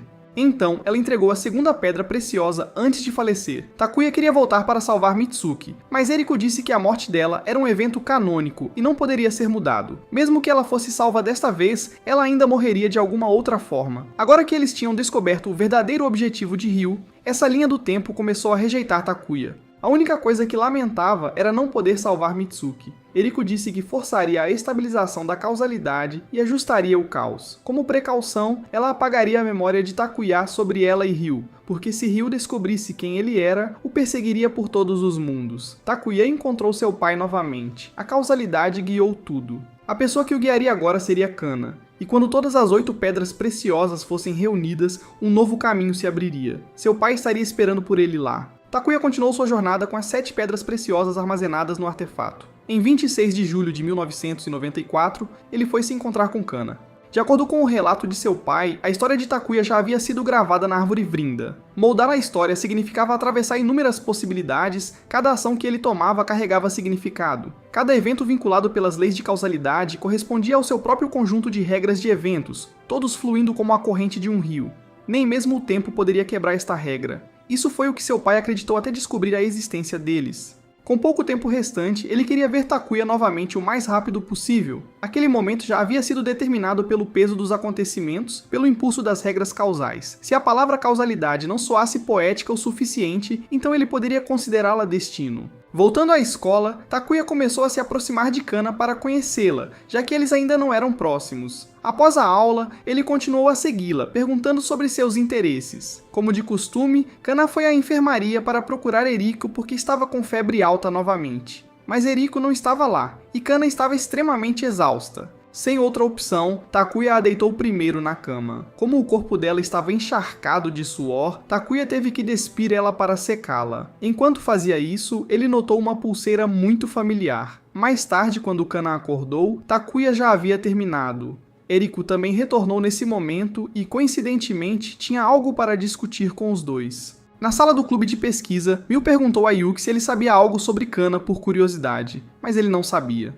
No entanto, alguém do clube de Kendo também tinha se transferido da antiga escola de Kana, então Yuki disse que tentaria perguntar a essa pessoa sobre ela quando tivesse a chance. Nesse momento, Takuya também chegou à sala do clube, e até trouxe Kana para se juntar ao clube de pesquisa histórica. Kana olhou o modelo que Miu e Yuki tinham feito. Embora fosse muito detalhado, ela apontou que não correspondia à realidade. Miu insistiu que tinha seguido a foto exatamente, mas Kana disse que aquela foto era de 10 anos atrás. A ilha triangular sofreu numerosos tremores e erosão, então inevitavelmente mudou. Para evitar que as duas garotas continuassem a discutir, Takuya sugeriu que fossem até lá tirar novas fotos. Depois de reunir todos os materiais necessários, todos voltaram. Yuki levaria Miu para casa enquanto Takuya levava Kana. Quando chegaram ao apartamento dela, Takuya soube que ela morava sozinha. De repente, um homem bêbado se aproximou e tentou flertar com Takuya. Pelo jeito que ele falou, provavelmente não era a primeira vez que ele aparecia por ali.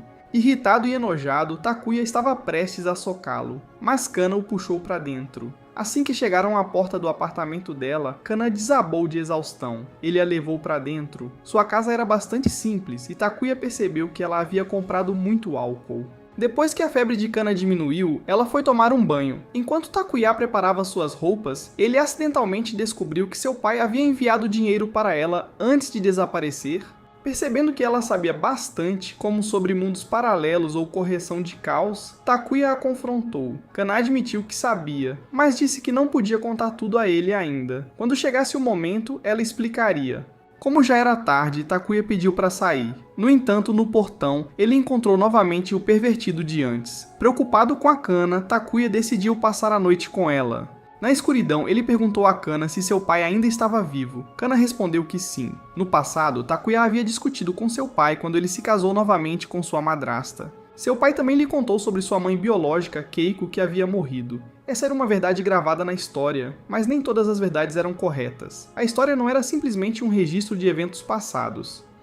Antes de poder ouvir tudo o que seu pai tinha a dizer, Takuya acordou. Kana já tinha preparado o café da manhã para ele. Depois de comer, eles foram para a escola. No clube, como o modelo já estava terminado, todos se sentiam um pouco entediados. Takuya queria ir à praia, mas o projeto de construção geotécnica bloqueou o acesso, então eles não conseguiram ir. Sem outra escolha, Miu disse que sua família possuía uma praia particular e, se quisessem, ela poderia pedir ao pai para deixá-los ir lá. Takuya também convidou Kana. A princípio ela recusou devido à sua saúde frágil, mas eventualmente os três a convenceram. No dia seguinte, o grupo partiu para a praia de Miu. Enquanto esperavam na estação de transferência pelo próximo trem, viram o mesmo pervertido seguindo Kana novamente. Takuya elaborou um plano para despistá-lo. Ele então entrou no banheiro, atraindo o homem para segui-lo. Enquanto caminhava, o homem disse que sabia como Takuya poderia encontrar seu pai, mas Takuya não se importou e saiu correndo. O homem rapidamente o perseguiu. Ao ver Kana no trem, ele a seguiu imediatamente, apenas para perceber tarde demais que era um engodo. Ele havia sido enganado pelo grupo e agora estava preso em um trem que nunca pararia. Com esse problema resolvido, o grupo continuou sua jornada. Após uma longa viagem, eles finalmente chegaram ao resort da família de Mio. Para o caso de o pervertido tentar aparecer novamente, Takuya salvou um ponto de verificação no local. Então, todos trocaram para suas roupas de praia. Como a cena na praia foi muito quente, eu assistirei por você. No geral, eles se divertiram muito juntos. Kana gradualmente se abriu para todos. À noite, o grupo começou a grelhar carne juntos. De repente, Kana percebeu que seu colar, que havia tirado antes de nadar, desaparecera. Yuki também mencionou que a carne que estavam prestes a grelhar havia sumido. Quando todos entraram na casa, encontraram tudo completamente desarrumado. O artefato de Takuya também estava desaparecido. Suspeitando que o pervertido tinha vindo aqui, Takuya e Yuki foram investigar. Eles seguiram um barulho até o porão, mas encontraram apenas um cachorro perdido. Talvez ele fosse o culpado. O cachorro então correu descontroladamente por toda a casa, derrubando uma grelha de carvão quente sobre os fogos de artifício antes de escapar. A viagem à praia se transformou em um caos total. Yuki ficou especialmente chateado com a carne estragada. Takuya considerou recarregar do ponto de verificação salvo, mas decidiu não fazer isso, pensando que esse tipo de diversão bagunçada fazia parte da juventude. Naquela noite, enquanto dormia, Yuki teve um sonho e confundiu a parte íntima de Takuya com uma salsicha e mordeu. No dia seguinte, todos voltaram para casa. Takuya levou Kana para casa, enquanto Yuki e Mio seguiram seu próprio caminho. No caminho, Kana de repente teve uma febre alta e desmaiou. Takuya rapidamente a levou de volta ao seu apartamento. Felizmente, ele tinha com ele algum remédio para a febre que sua mãe havia dado. Quando Kana se sentiu melhor, Takuya apagou as luzes para deixá-la descansar. Ele verificou o histórico de transações do dinheiro que seu pai tinha enviado para Kana, e inesperadamente encontrou uma foto dela com sua família. Ela estava sorrindo intensamente. O que se destacou foi que a foto foi tirada no local das duas pedras, mas havia 3 pedras visíveis atrás de Kana. Suspeitando, no dia seguinte, Takuya foi ao laboratório de pesquisa para investigar a história das duas pedras. Descobriu-se que a terceira pedra havia sido movida em 1945. Takuya começou a formar uma teoria sobre alguém que nunca envelhecia. Nesse momento, Yuki voltou após revelar as fotos tiradas na Ilha do Triângulo. Ele também mencionou ter visto o pervertido entrar em um hotel com aparência suspeita. Aconteceu que o sujeito tinha combinado de encontrar Kana lá. Ela lhe disse que seria a última vez entre eles. O homem presumiu que ela estava apaixonada por Takuya e concordou em se afastar se ela dissesse onde estava o pai de Takuya. Caso contrário, ele garantiria que ela nunca mais pudesse frequentar a escola. Justo quando a situação ficou tensa, um policial por perto interrompeu, forçando o homem a ir embora. Enquanto isso, Takuya, enquanto investigava a história da Ilha Triangle, foi abordado por Eriko. Os dois foram para a enfermaria para discutir sobre Kana. Eriko disse que a condição de Kana era muito estranha e pediu a Takuya para ficar de olho nela. Havia também outra coisa. O registro escolar de Kana era muito incomum. Ela tinha mudado de escola 20 vezes em um curto período, todas elas próximas à cidade atual. Naquela noite, enquanto voltava para casa, Takuya encontrou o pervertido novamente. O homem queria fazer um acordo com Takuya e se apresentou como Hojo, um detetive. Ele havia sido contratado para encontrar a localização do pai de Takuya e sabia que Kana tinha essa informação.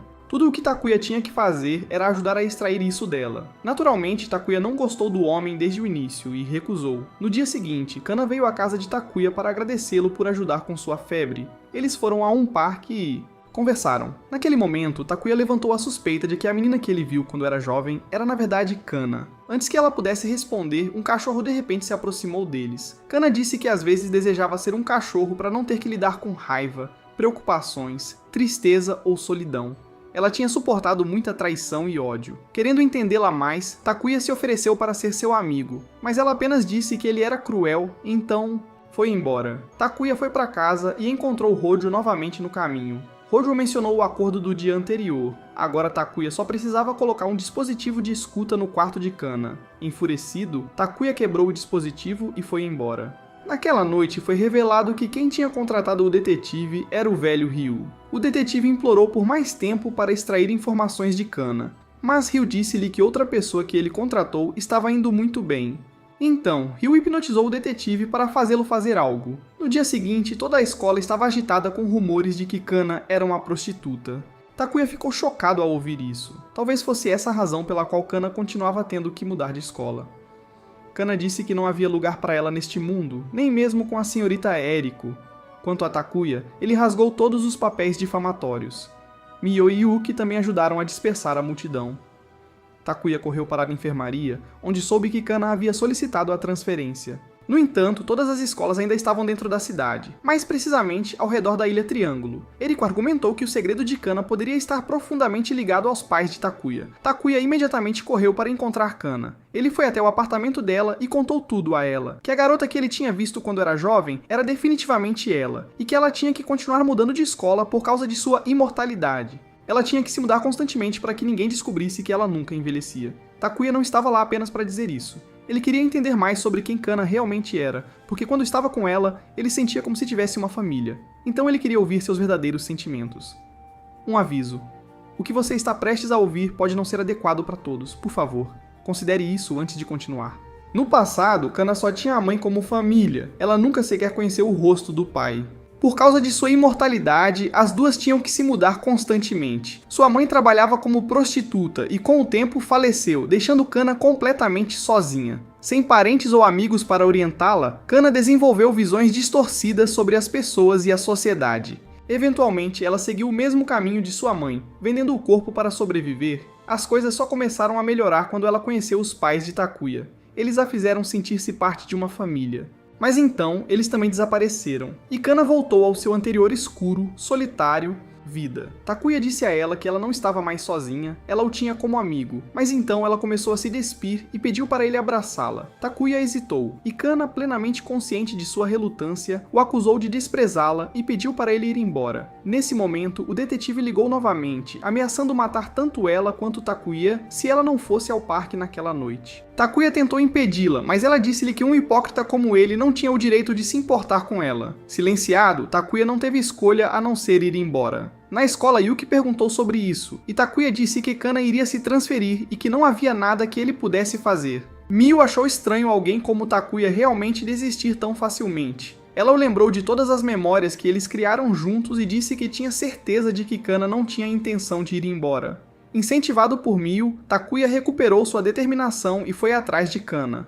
Naquela ocasião, ela estava sendo interrogada pelo detetive sobre o paradeiro do pai de Takuya. Ele até a agrediu. Felizmente, Takuya chegou a tempo, ou infelizmente, já que o detetive sacou uma faca e ameaçou matar Takuya na frente da Kana. Sem saída, Kana foi forçada a revelar tudo. O pai de Takuya ainda estava vivo, mas ele não estava mais neste mundo. Ele estava em outra dimensão de espaço, tempo. O pai de Takuya uma vez mencionou um lugar chamado Delagranto, que era a terra natal da mãe de Kana. Existia em outra dimensão, mas uma vez a cada 400 anos, quando se aproximava de Sakamate, algumas pessoas eram transportadas para essa dimensão. Foi assim que a mãe de Kana e a mãe biológica de Takuya acabaram aqui. A mãe de Takuya já não estava mais nesta linha do tempo. Antes de partir, ela disse: "Você deve começar a jornada para aquele que vem a seguir." Ela partiu após dar ao pai de Takuya um artefato de Delagranto. A história nunca se repete, ela só se move em uma direção, mas o fluxo do tempo é diferente. E assim o pai de Takuya partiu para encontrar sua esposa. Isso era tudo o que Kana sabia. Mas o detetive não acreditou em tais tolices e moveu-se para atacá-la, apenas para receber um soco no rosto de Takuya. Takuya disse a Kana para não se menosprezar e que ela não estava sozinha. Ela tinha ele, Yuki e Mio. Todos estavam preocupados com ela, então ela nunca esteve sozinha. Kana parecia encontrar um pequeno vislumbre de esperança na vida. Mas o detetive atacou Takuya novamente. Durante a luta, o pingente de Kana caiu e quebrou. Takuya teve que recarregar a partir de um ponto de controle antes de ousar lutar de mãos vazias contra a faca. Após não se sabe quantos recomeços, ele finalmente derrotou o detetive. A senhorita Ariko também chegou para ajudar, dizendo que como o detetive estava conectado ao velho Ryu, ela o levaria para resolver algumas questões. Quanto a Kana, ela pediu a Takuya para cuidar dela. Kana estava gradualmente perdendo força porque o pingente havia se despedaçado. Ao perguntar, foi revelado que dentro do pingente havia uma pedra psíquica, a coisa que permitia a Kana viver neste mundo. Veio de outra dimensão, e apenas as pedras de Delagranto tinham alcançado cristalização perfeita. As deste mundo não tinham. Kana talvez não consiga viver por muito mais tempo. Ainda assim, ela estava feliz por saber que havia alguém que precisava dela, que ela não estava mais sozinha. Takuya prometeu ir a outro mundo para encontrar a Pedra de Psique e salvá-la, mas pode ser tarde demais. Kana repetiu as últimas palavras do pai para Takuya. Ele então correu para casa, onde seu pai lhe disse que eram necessárias 8 joias para chegar a Delagranto, e a última ainda estava sendo pesquisada por ele. Estava escondida atrás do relógio em seu quarto. Assim que todos os 8 foram coletados, Takuya teve que ir a uma caverna sob a montanha Triângulo. A câmara funerária no final da caverna seria a chave. Takuya colocou todas as joias no pedestal de pedra e uma luz apareceu que o transportou. Mais uma vez, Takuya encontrou seu pai, que disse que sem a pedra psicita, Kana não poderia sobreviver, nem sua mãe. Sua mãe estava agora com ele em um mundo que, filosoficamente falando, era chamado de Ideia. Takuya prometeu encontrá-los. Seu pai lhe deu uma última lição antes de enviá-lo, que o tempo não tinha significado. Finalmente, Takuya chegou a um mundo chamado Delagranto. Agora, ele estava lutando apenas para sobreviver, quanto mais encontrar a pedra psíquica. Num piscar de olhos, muitos anos se passaram, e ele ainda estava preso nesta floresta. Ele não podia usar o artefato, pois era a única coisa que o poderia levar de volta ao seu mundo original. Ele havia salvo um ponto de controle no momento em que Kana estava à beira da morte. Um dia, enquanto estava de patrulha, Takuya encontrou uma garota sendo atacada por um demônio com cara de morcego. Ele correu para salvá-la, mas a garota não conseguia falar nem entender nada do que Takuya dizia. Ainda assim, o fato de haver outra pessoa deu-lhe esperança. Ele escreveu o alfabeto e começou a ler cada letra em voz alta. Se a garota reagisse, ele saberia. Não foi até a tarde que Takuya descobriu que seu nome era Silas. Ela não sabia de onde ele vinha. Sakamate ou Saikite não significavam nada para ela. Aconteceu que ela também estava perdida. Os dois decidiram viajar juntos. Saíram da floresta e viram um deserto diante deles. Takuya hesitou em atravessar, mas Silas puxou sua camisa e apontou para uma casa ao longe. Sem outra opção, eles foram até lá. Chamaram, mas ninguém respondeu. Ao entrar, parecia que não havia ninguém dentro. No entanto, a falta de poeira nos móveis sugeria que alguém ainda vivia ali. Takuya foi mais longe para verificar e foi subitamente confrontado por uma garota apontando uma espada para ele. Pensando que ele era um inimigo, ela tentou atacar, mas logo desabou. Mais tarde, ela acordou na cama. Quando percebeu que eles não tinham intenções hostis, ela recuou. Ela se apresentou como Alia, uma cavaleira que guardava a fronteira sob ordens do deus imperador. A fronteira era o limite que separava Delagranto do resto do mundo, e Alia tinha a tarefa de eliminar os monstros que apareciam lá.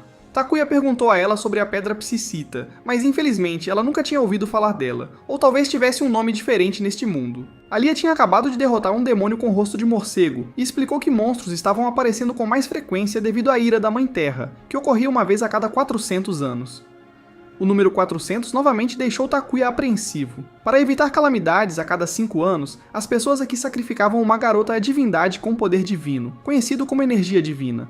Algumas perderiam a voz, outras a capacidade de andar. Silas pode ser uma sacerdotisa. Quando voltaram, Silas tinha preparado comida para os dois. Em outro lugar, o Imperador Deus havia recebido um relatório de que a sacerdotisa havia escapado e imediatamente ordenou uma busca. No dia seguinte, Takuya foi treinado por Alia aqui. Descuidos poderiam facilmente levar à morte. Alia explicou que além do deserto ficava a capital imperial, e havia minas de pedras preciosas espalhadas pelo deserto. Naquela tarde, enquanto patrulhavam, os dois encontraram um monstro ferido.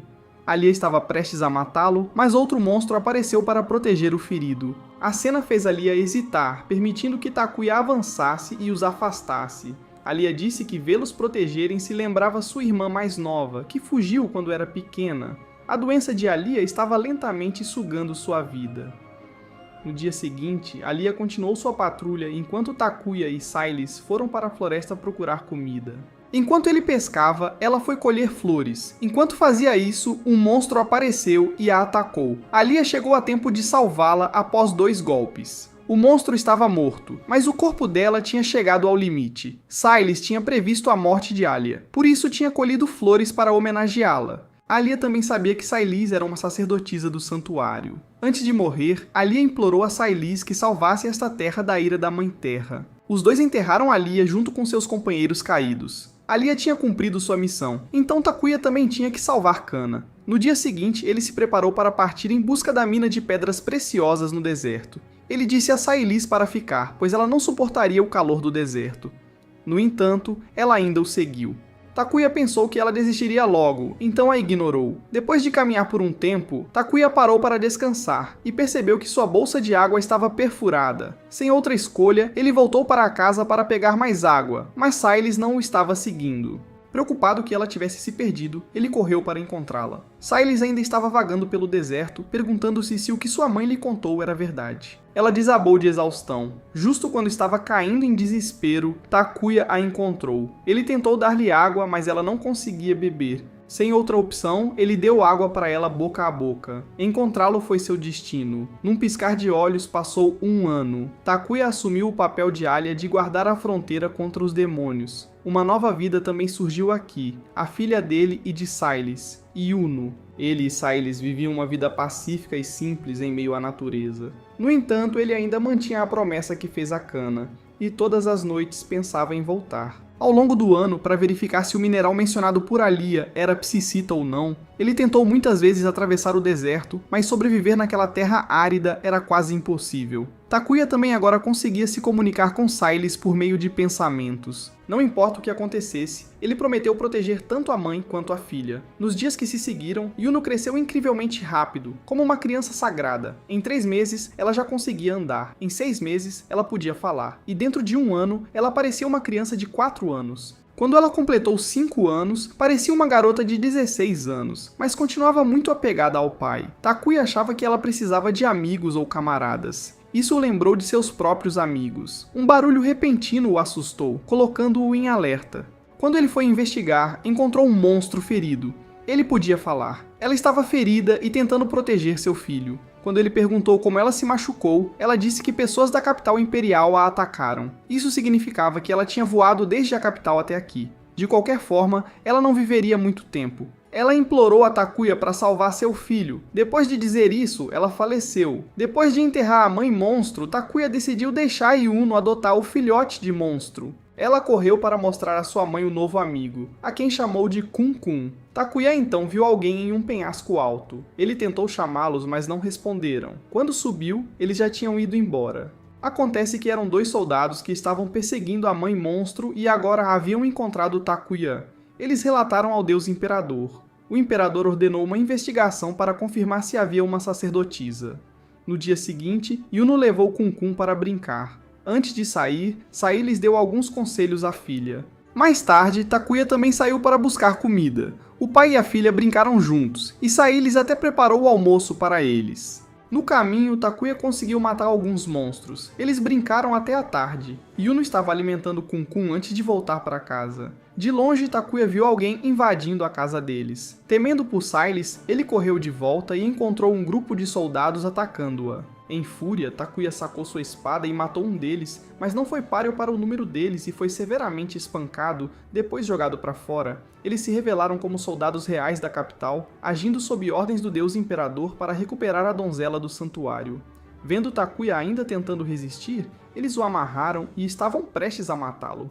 Naquele momento de desespero, Silas pegou uma adaga de um dos soldados e ameaçou tirar a própria vida. Mas não era apenas uma ameaça. Ela cravou a lâmina em seu pescoço bem na frente de Takuya. Enquanto Yuno estava a caminho de casa, encontrou novamente sua mãe. Silas abraçou a garota e prometeu que sempre estaria ao seu lado antes de desaparecer. Takuya foi espancado até perder a consciência, e os soldados levaram o artefato sagrado e o corpo de Silas embora. Quando ele recuperou a consciência e encontrou Yuno, ele pediu desculpas à sua filha por não ter conseguido proteger Silas. Mas Yuno disse a ele que sua mãe ainda estava aqui, que ela sempre estaria com eles e viveria em seus corações. Incentivado pelas palavras de sua filha, Takuya recuperou um pouco de seu ânimo. Enquanto isso, na capital imperial, após receber um relatório, o deus imperador não se importou e simplesmente ordenou que encontrassem uma nova sacerdotisa. Quanto a Takuya, ele se preparou para partir para a capital imperial. Como Kun-kun comeu demais, eles teriam que deixá-lo em casa. Embora fosse uma despedida triste, eles não tinham outra escolha. Takuya deu a Kun-kun um cachecol como presente de despedida. Depois disso, o pai e a filha partiram, com o objetivo de Takuya sendo recuperar o artefato sagrado e procurar Psykit para Kana. A viagem foi extremamente árdua e dolorosa. Takuya fez o melhor para manter o ânimo da filha, mas a água acabou e ainda não havia sinal da cidade. Até o camelo havia desabado de exaustão. Sem água ou comida, tudo o que podiam fazer agora era rezar por misericórdia divina. Os dois continuaram através de uma tempestade de areia. Eventualmente, Yuno não aguentou mais e desabou. Em desespero, Takuya carregou sua filha, correndo em busca de água. Felizmente, à frente deles havia um oásis. Ele pensou que pudesse ser uma miragem, mas não poderia ser à noite. Com certeza, era um oásis real. Takuya rapidamente deu água à sua filha e a deixou descansar enquanto foi verificar os arredores. Lá, ele encontrou uma garota tomando banho. Ela não demonstrou nenhum senso de vergonha ao ver Takuya a observando. Ela prontamente o convidou a fazer o que quisesse com ela. Naquela noite, ela se apresentou como Sara. Ela explicou que as coisas estavam em caos na capital, então fugiu para lá. Especificamente, uma rebelião. Muitas pessoas se levantaram para matar o deus imperador. Nos dias seguintes, Takuya permitiu que Yuno descansasse no oásis. Quando ela se recuperou, eles continuaram sua jornada. Sara também foi com eles, dizendo que estava preocupada com o pai e a filha, especialmente depois de saber que Takuya também queria derrubar o deus imperador. De repente, começou a chover. Sara sugeriu que descansassem no templo próximo. Como a porta estava trancada, ela usou um truque online que conhecia para abri-la em 5 minutos. Mas depois que entraram, Sara de repente se voltou contra eles. Ela convocou soldados reais para prender os dois, já que ambos eram fugitivos procurados. Yuno foi capturada por ser filha de uma sacerdotisa, enquanto Takuya foi levado com vários outros. Este lugar acabou sendo uma pedra preciosa, mina de pedra e também uma prisão para Takuya. Lá, ele conheceu um homem chamado Basako, o diretor, que demonstrou um interesse incomum por Takuya. Mais tarde, Basako trouxe colares para os prisioneiros e os apagou. Enquanto isso, Yuno foi levada para conhecer o deus imperador. A princípio ela resistiu, mas ao ver o rosto dele, acalmou-se. Na prisão, Takuya foi colocado em uma cela com outros detentos. Um jovem de cabelo verde o acordou e o convidou para sair para comer. Takuya soube que esse cara era Kartz, e outra pessoa era chamada de Cucumber. Todos ali tinham ouvido o boato de que Takuya tinha dormido com uma sacerdotisa. Ouvir alguém mencionar sua falecida esposa o deixou muito desconfortável. Quando ele perguntou aos dois por que estavam presos, eles não responderam, provavelmente não porque eram rebeldes. De repente, um cara ruivo chamado Joe entrou esbravejando, declarando seu amor por alguém. Ele socou Takuya e roubou sua comida. O bullying com os recém-chegados estava em todo lugar. Takuya, já em um estado depressivo, não se preocupou em discutir. No dia seguinte, Takuya começou a trabalhar. Ele notou que um dos prédios se parecia muito com o da Ilha Triângulo. Cucumber veio procurar Takuya e arrogantemente tentou ensiná-lo a sobreviver na prisão. Embora quando Takuya foi espancado antes, Cucumber não tenha ousado dizer uma palavra. Takuya percebeu que havia muito poucos guardas por perto e se perguntou por que ninguém tentava escapar. Sua pergunta foi rapidamente respondida quando um cara tentou fugir e foi instantaneamente atingido por um raio de um dispositivo próximo assim que cruzou a fronteira. Takuya também soube que o Psykit aqui era chamado de Pedra Espiritual. Cucumber não fazia trabalho pesado como Kartz porque era favorecido por Basako e nomeado como supervisor. Em geral, novos prisioneiros eram designados para minerar pedras espirituais e depois cristalizá-las. Takuya foi levado a um lugar onde os prisioneiros construíam caixões para donzelas sagradas, e o processo de cristalização também era realizado lá. Naquela noite, após o trabalho, Takuya e Kartz voltaram para a cela. Mais à frente, ele viu uma multidão se aglomerando. Olhando mais de perto, viu que estavam espancando Kun-kun. Então Takuya imediatamente correu para salvá-lo.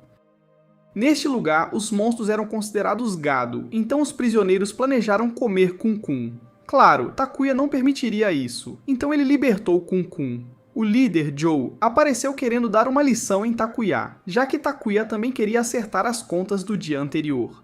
Tanto para o Teatro do Ruivo, Takuya acertou uma pedra nele de um só golpe e foi isso. Quando a confusão chamou a atenção, Basako veio inspecionar. Takuya e Kartz colocaram toda a culpa em Joe, e como resultado, ele foi punido. Naquela noite, os gritos de Joe ecoaram por toda a prisão. Cucumber explicou que Basako era o tipo de homem que gostava de torturar os outros, ele se empolgava ao infligir dor. No dia seguinte, enquanto trabalhava, Takuya continuou observando a área. Ele descobriu que o dispositivo era chamado Torre Gazelle, e que as ruínas da Montanha Triângulo faziam parte deste local de mineração. Estava certo agora que as chamadas Pedras Espirituais eram na verdade psicita. Assim que estava prestes a pegar um, Basako o pegou. Embora Takuya tenha tentado negar, ele ainda foi levado para inspeção. Nada foi encontrado com ele, mas o pervertido ainda não deixou para lá. Ele até foi ao ponto de verificar o orifício traseiro de Takuya. Retornando para a cela, Takuya jurou fazê-lo pagar. No dia seguinte, ele continuou procurando uma rota de escape. A única maneira de evitar ser atingido por um raio era escapar por um túnel. Durante um ano inteiro, Takuya continuou procurando uma saída. Após muitas tentativas, finalmente encontrou uma saída que se parecia com o poço na casa do velho Ryu, mas atrás dele, Joe o havia descoberto. Takuya voltou e contou a Cucumber e Cartz sobre a rota de fuga que havia encontrado. Naquele dia, no entanto, havia um novo prisioneiro, uma mulher. Ignorando isso por agora, Takuya disse aos dois que havia encontrado uma saída, mas Cucumber disse que agora não era a hora certa. Ignorando-os, Takuya se esgueirou na oficina de refino de cristais, roubou uma pedra espiritual e voltou para o poço com uma corda. Assim que ele estava prestes a lançar o gancho de corda, Joe apareceu e o atacou, depois subiu primeiro, mas o que o aguardava acima não era a liberdade. Ele foi morto por um raio. Os guardas chegaram e capturaram Takuya, jogando-o em confinamento solitário. Na cela ao lado dele, Bazuku estava interrogando a nova prisioneira. Durante o interrogatório, Takuya descobriu que o nome da garota era Amanda, líder da resistência. Depois que Bazuku saiu, Takuya começou a conversar com ela, tendo percebido que Amanda era a irmã mais nova de Alia. Alia costumava falar de Amanda com frequência. Lamentavelmente, ele teve que lhe dizer que Alia estava morta. Amanda disse que sua irmã confiava demais na capital, mas a verdade era que as sacerdotisas e seus rituais eram todos falsos. A cada 400 anos, o Imperador Deus assassinava uma sacerdotisa e fazia passar como parte de um ritual para controlar o povo. Atualmente, a resistência estava totalmente preparada e apenas aguardava a ordem para lançar um ataque em grande escala. Amanda pediu ajuda a Takuya e ele concordou sem hesitar. Ele precisava salvar sua filha. Amanda deu-lhe o símbolo da resistência para que, quando saísse, pudesse buscar a ajuda deles. Uma vez liberado do confinamento solitário, Takuya procurou Cucumber e Cartz. Como esperado, ambos eram membros da resistência. Todas as noites, Bazuku vinha até Amanda para extrair informações. Como ela permaneceu em silêncio, ele arrancou um de seus olhos. Do lado de Takuya, depois de planejar com Cucumber e Cartz, ele deliberadamente iniciou uma briga com os guardas para ser jogado na solitária novamente e encontrar Amanda. Ele compartilhou o plano com ela. No dia seguinte, Cucumber apresentou o plano novamente. Eles criariam caos na mina e usariam a chance para resgatar Amanda. A operação aconteceria no dia em que os caixões fossem retirados, porque nesse dia, a Torre Gazel seria temporariamente desligada. No entanto, ainda havia uma torre reserva, e nem Cucumber nem Cartz sabiam como desativá-la. Mas Takuya sabia. Mais precisamente, ele sabia como destruí-la, já que tinha feito isso uma vez antes. Com apenas os três, o plano levaria muito tempo. Naquele momento, os outros prisioneiros se ofereceram para ajudar, todos tinham família. Takuya avisou-os que pessoas morreriam nesta operação e qualquer um com medo poderia desistir agora. Mas ninguém se moveu e todos se juntaram. Naquela noite, porque Cucumber informou Bazuku que Takuya aparecia próximo de Amanda e poderia saber de algo, conforme planejado, Bazuku mandou trazê-lo para seu quarto. Estranhamente, havia um tapete de aparência familiar lá dentro. Indo direto ao ponto, Bazuku propôs um acordo. Se Takuya conseguisse extrair informações de Amanda, ele poderia ver sua filha. Takuya fingiu hesitar por um momento antes de concordar. Ele também pediu para pegar sua espada novamente para facilitar a extração de informações de Amanda, e Bazuku concordou alegremente. Na noite da execução do plano, quando os guardas fecharam a Torre Gazel e levaram os caixões para fora, Cucumber disse a todos para se prepararem enquanto Takuya ia para a sala de interrogatório encontrar Amanda. Ele levou a espada com ele, e Bazuku estava esperando do lado de fora. Justamente quando Bazuku estava prestes a conseguir o que queria, o caos irrompeu do lado de fora quando os prisioneiros começaram a se rebelar. Bazuku ordenou que os guardas reiniciassem a torre, mas eles ficaram com medo de que os raios pudessem atingir seus próprios companheiros, então Bazuku teve que ir sozinho reativar a torre. Aproveitando o momento, Takuya libertou Amanda. Ele jogou a espada para Cartz e Cucumber para que pudessem destruir a torre de backup. Enquanto isso, Bazuku chegou à torre principal e começou a disparar raios para todos os lados. Cucumber e Cartz quase foram atingidos. Takuya e Amanda correram para detê-lo, mas foram emboscados e Bazuku capturou Amanda. Ele exigiu que Takuya usasse a torre para matar todos os prisioneiros rebeldes ou mataria Amanda. Naquele momento tenso, abaixo deles, Cartz e Cucumber conseguiram jogar a espada na torre de backup e destruí-la. Enquanto Bazuku ainda estava atordoado, Takuya o atacou. Após anos neste lugar, o jovem que antes apanhava do covarde, Video, agora tinha se tornado pai e um homem forte. Takuya empurrou Bazuku direto para o caixão que tinha sido preparado para a sacerdotisa.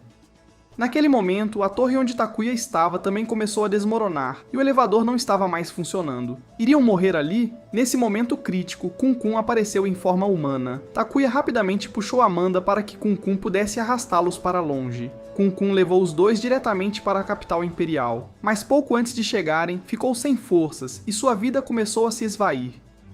Sabendo que não viveria muito mais tempo, pediu a Takuya para libertá-lo. Agradeceu-lhe por tê-lo salvado e disse que estava muito feliz por ter brincado com ele e sua filha. Amanda entregou a Takuya uma faca para fazer o que precisava ser feito. Embora profundamente atormentado, não havia outra escolha. Depois de enterrar Kun-kun, Amanda disse que eles iriam descansar e partir no dia seguinte. Naquela noite, os dois falaram muito sobre família. Do lado de Cucumber, quando ele soube que Takuya e Amanda tinham desaparecido, ele soube que tinham chegado à capital imperial, então ele também partiu. Na capital já havia chegado a notícia de que a prisão havia caído. O deus imperador queria enviar tropas para suprimir o levante, mas uma garota se adiantou para assumir a missão. Eventualmente, Takuya e Amanda chegaram à capital e se separaram para agir separadamente. Enquanto Takuya vagava, descobriu que o lugar estava extremamente empobrecido. A comida era distribuída em tigelas que continham muito pouco, e todos pareciam magros. Enquanto comia, Takuya foi acidentalmente reconhecido pelos guardas como um homem procurado. Enquanto fugia, um civil o ajudou a escapar. Pensando que era um lutador da resistência, acabou sendo Eriko. Antes de conversar, Eriko restaurou as memórias de Takuya. Ela tinha vindo para Delagranto para caçar um criminoso dimensional de rank A especificamente, o velho Ryu, que de alguma forma chegou aqui. O trabalho de Eriko era semelhante ao da TVA e Loki para prevenir ameaças que podem afetar a linha do tempo. Sem explicar muito, Eriko disse a Takuya que o ciclo de 400 anos do mundo estava prestes a ocorrer novamente e que este mundo estava enfrentando uma potencial crise, possivelmente um evento de colisão. Eriko deu a Takuya um dispositivo para medir eventos. Ele iria detectar perturbações nos elementos dos eventos. Ela só podia ajudá-lo até este ponto, então desejou-lhe sucesso no caminho que ele havia escolhido. Takuya então foi ao quartel-general secreto da Resistência e se reuniu com Kukamba e Amanda. Amanda relatou que a capital imperial tinha encontrado uma nova sacerdotisa, a filha de Salis. Além disso, várias bases da resistência tinham sido eliminadas por uma pessoa usando uma máscara. Após finalizar o plano, eles atacariam o castelo ao amanhecer. Naquela noite, Takuya quebrou o colar em volta do seu pescoço, e dentro dele estava surpreendentemente uma pedra de psíquio. Agora, tudo o que ele precisava era da relíquia para salvar Kana. Nesse momento, Amanda veio ao seu quarto. Como esta noite poderia ser a última para ambos, ela tinha algo a lhe pedir. Ela então se despiu e os dois fizeram amor.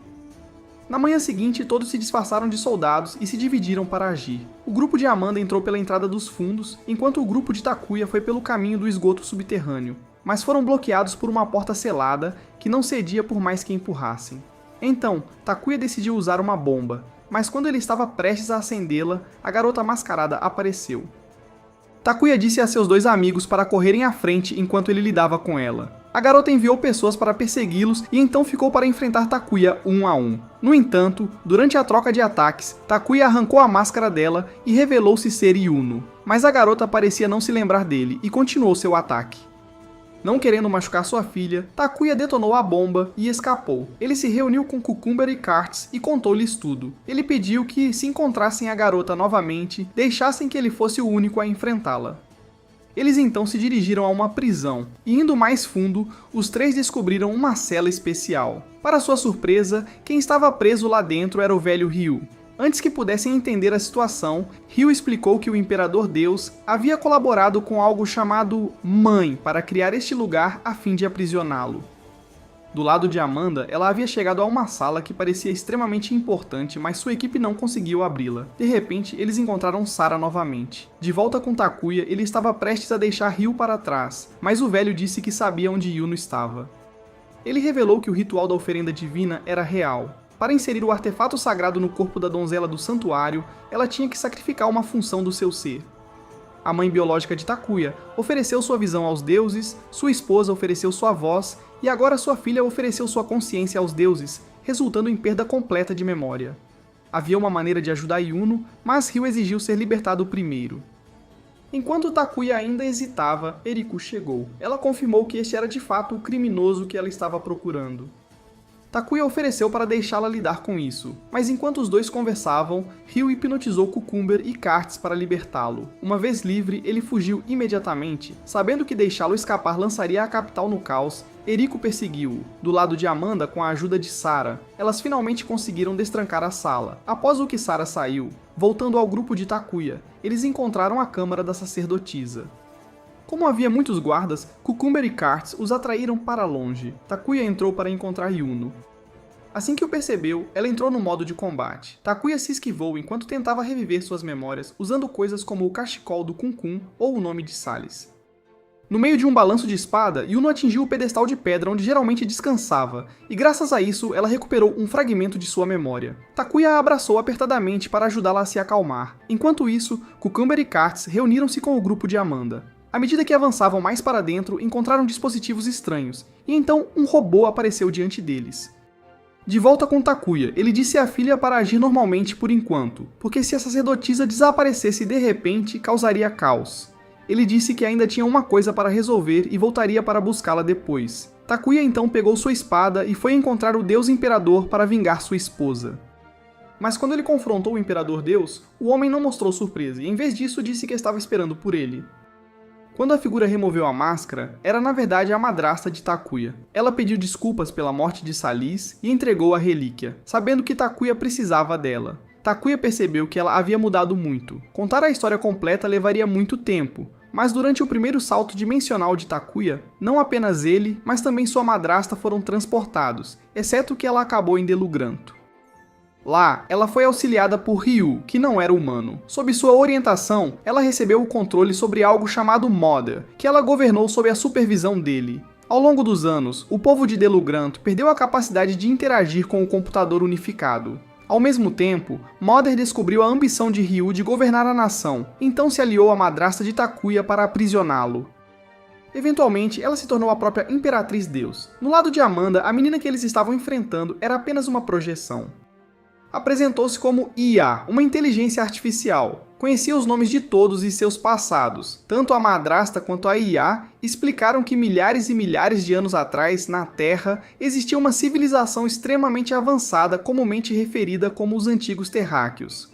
Mas um dia, essa civilização enfrentou uma ameaça maciça. Cientistas previram que incontáveis meteoros cairiam e todos estariam condenados. Enfrentando a ameaça de extinção como os dinossauros, eles desenvolveram uma nova tecnologia. Eles transportaram uma ilha massiva, ou seja, um fragmento da Terra, para uma dimensão diferente e segura. Esta ilha foi chamada Delugranto. A líder do êxodo era uma cientista chamada Grancha. Ela desenvolveu muitos tipos diferentes de tecnologia para criar várias coisas como recursos, ar artificial e até criaturas vivas. No entanto, porque o ambiente era muito diferente, essas formas de vida gradualmente morreram. Parecia que todos os esforços para sobreviver no novo espaço haviam falhado. Mas então uma faísca de esperança surgiu. A Pedra Espiritual, também conhecida como Psicita. Graças a ela, conseguiram sobreviver no continente à deriva. Mas uma vez resolvido isso, surgiu outro problema. Os cientistas haviam calculado erroneamente a trajetória orbital de Delugranto, e um fenômeno ocorria a cada 400 anos. A Terra e o continente se fundiriam e depois se separariam novamente. Esse era o ciclo orbital do continente. Apenas Grancha podia controlar esse continente, mas sua morte viria quando ela envelhecesse. Então, ela transferiu sua vida para uma forma de dados para que ela pudesse controlar o continente mesmo após sua morte.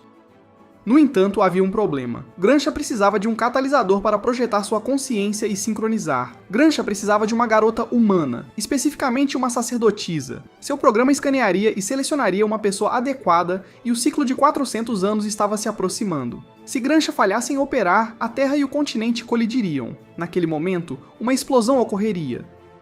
Portanto, a sacerdotisa precisava se sincronizar com Grancha para evitar a colisão e salvar ambos os mundos. O custo disso era inevitável. Embora fosse de partir o coração dizer, Yuno poderia desaparecer após a cerimônia ter sucesso. Quanto ao grupo de Amanda, depois de ouvir toda a história, ficaram profundamente chocados, porque o que pensavam ser ficção acabou sendo verdade. Agora estavam completamente desorientados. Soldados invadiram e os cercaram.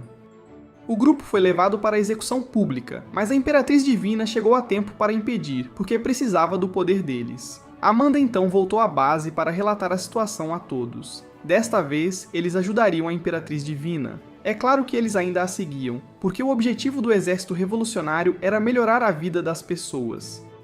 Enquanto isso, Yuno foi procurar Takuya, mas agora ele não sabia como falar com sua filha. No entanto, a menina já sabia que tinha que se sacrificar e nunca mais veria seu pai. Mas ainda assim aceitou alegremente porque queria salvar seu pai e todos os outros. Takuya ficou extremamente comovido com a coragem de sua filha. Ele deu a ela uma gema de um artefato como um amuleto protetor. Eriko ainda estava perseguindo Ryu, mas enquanto fugia, ele usou seu poder para lançar Eriko no sistema de esgoto. No dia seguinte, a cerimônia começou. O exército revolucionário também estava presente para garantir que o ritual prosseguisse com segurança, porque de acordo com a previsão da Imperatriz Divina, Ryu retornaria. Logo depois, a Imperatriz Divina fez um discurso ao público e Yuno apareceu. Ela subiu a plataforma, uma câmara de contenção apareceu e quando Yuno entrou, ela encontrou Grantia. Grantia disse a ela que seria muito doloroso, então ela deveria aguentar. A sincronização levaria 1800 segundos, então todos tinham que esperar. Parecia muito fácil. Ryu de repente apareceu e lançou um ataque poderoso, mas a câmara não foi afetada. A Imperatriz Divina perguntou o que ele estava fazendo. Interferir no ritual não lhe traria benefício. No entanto, ele disse que a destruição de ambos os mundos retornaria a humanidade ao reino eterno. Ele quis dizer morte, caso alguém não tivesse entendido. Como ser imortal, ele só precisava acelerar esse processo. A Imperatriz Divina então ativou o sistema de contenção para prendê-lo, mas ainda faltavam 25 minutos e ele queria ver o que eles poderiam fazer. O dispositivo de detecção de Takuya estava reagindo descontroladamente. Nuvens escuras se reuniram e terremotos começaram. Yuno estava preocupada com seu pai, mas Grantia disse para ela se concentrar. Como ele não podia afetar diretamente a sacerdotisa, Ryu usou outro método. Uma fissura espacial apareceu e então criaturas estranhas, parecidas com insetos, emergiram e voaram caoticamente por todo lado. Elas começaram a atacar as pessoas. O grupo de Amanda teve que ficar para trás para proteger os pilares de contenção. As criaturas começaram a atacar os dispositivos de controle. De repente, múltiplas fissuras espaciais se abriram e sugaram todos, e Amanda também estava sendo puxada. Takuya tentou salvá-la, mas Amanda já havia aceitado seu destino e soltou-se para não atrapalhar Takuya. De acordo com Ryu, aqueles sugados pelas fendas espaciais seriam enviados para outro mundo. Ainda restavam 900 segundos antes de o processo de sincronização ser concluído, mas muitas pessoas já haviam perecido. Muito tempo havia passado. Ryu fez a mãe de Takuya refém para forçá-lo a destruir o dispositivo de contenção. Em meio ao caos, uma das criaturas parecidas com insetos se aproximou de Eriko. Acontece que era Abel. Ele a ajudou a se levantar mais uma vez. Do lado de Takuya, ele ainda estava hesitando, então Ryu resolveu agir por conta própria. Ele usou seus poderes para fazer alguém avançar e destruir o dispositivo. Depois de destruir o confinamento, ele esfaqueou a mãe de Takuya e deu à mãe e ao filho uma chance de dizerem seu último adeus. Em seguida, ele revelou sua verdadeira forma para destruir a câmara. Mas antes que ele pudesse desferir alguns golpes, Eriko chegou. Abel avançou para conter o demônio para que Eriko pudesse mirar e atirar. Incapaz de libertá-lo, ele disse para ela atirar nos dois. Embora partisse seu coração, Eriko foi forçada a agir. Ela atirou e destruiu tanto o monstro quanto Abel. Antes de desaparecer, ele agradeceu por sempre procurá-lo. Após o término do incidente, Takuya foi até sua madrasta moribunda. No final, a morte dela não pôde ser evitada. Ela estava feliz que Takuya tinha se tornado forte, assim como seu pai. Takuya só podia chorar pela perda da mãe que ele amava.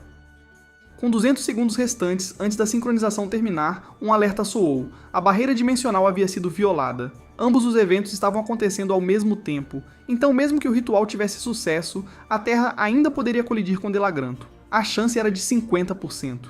Eriko estava sendo removida à força após completar sua missão.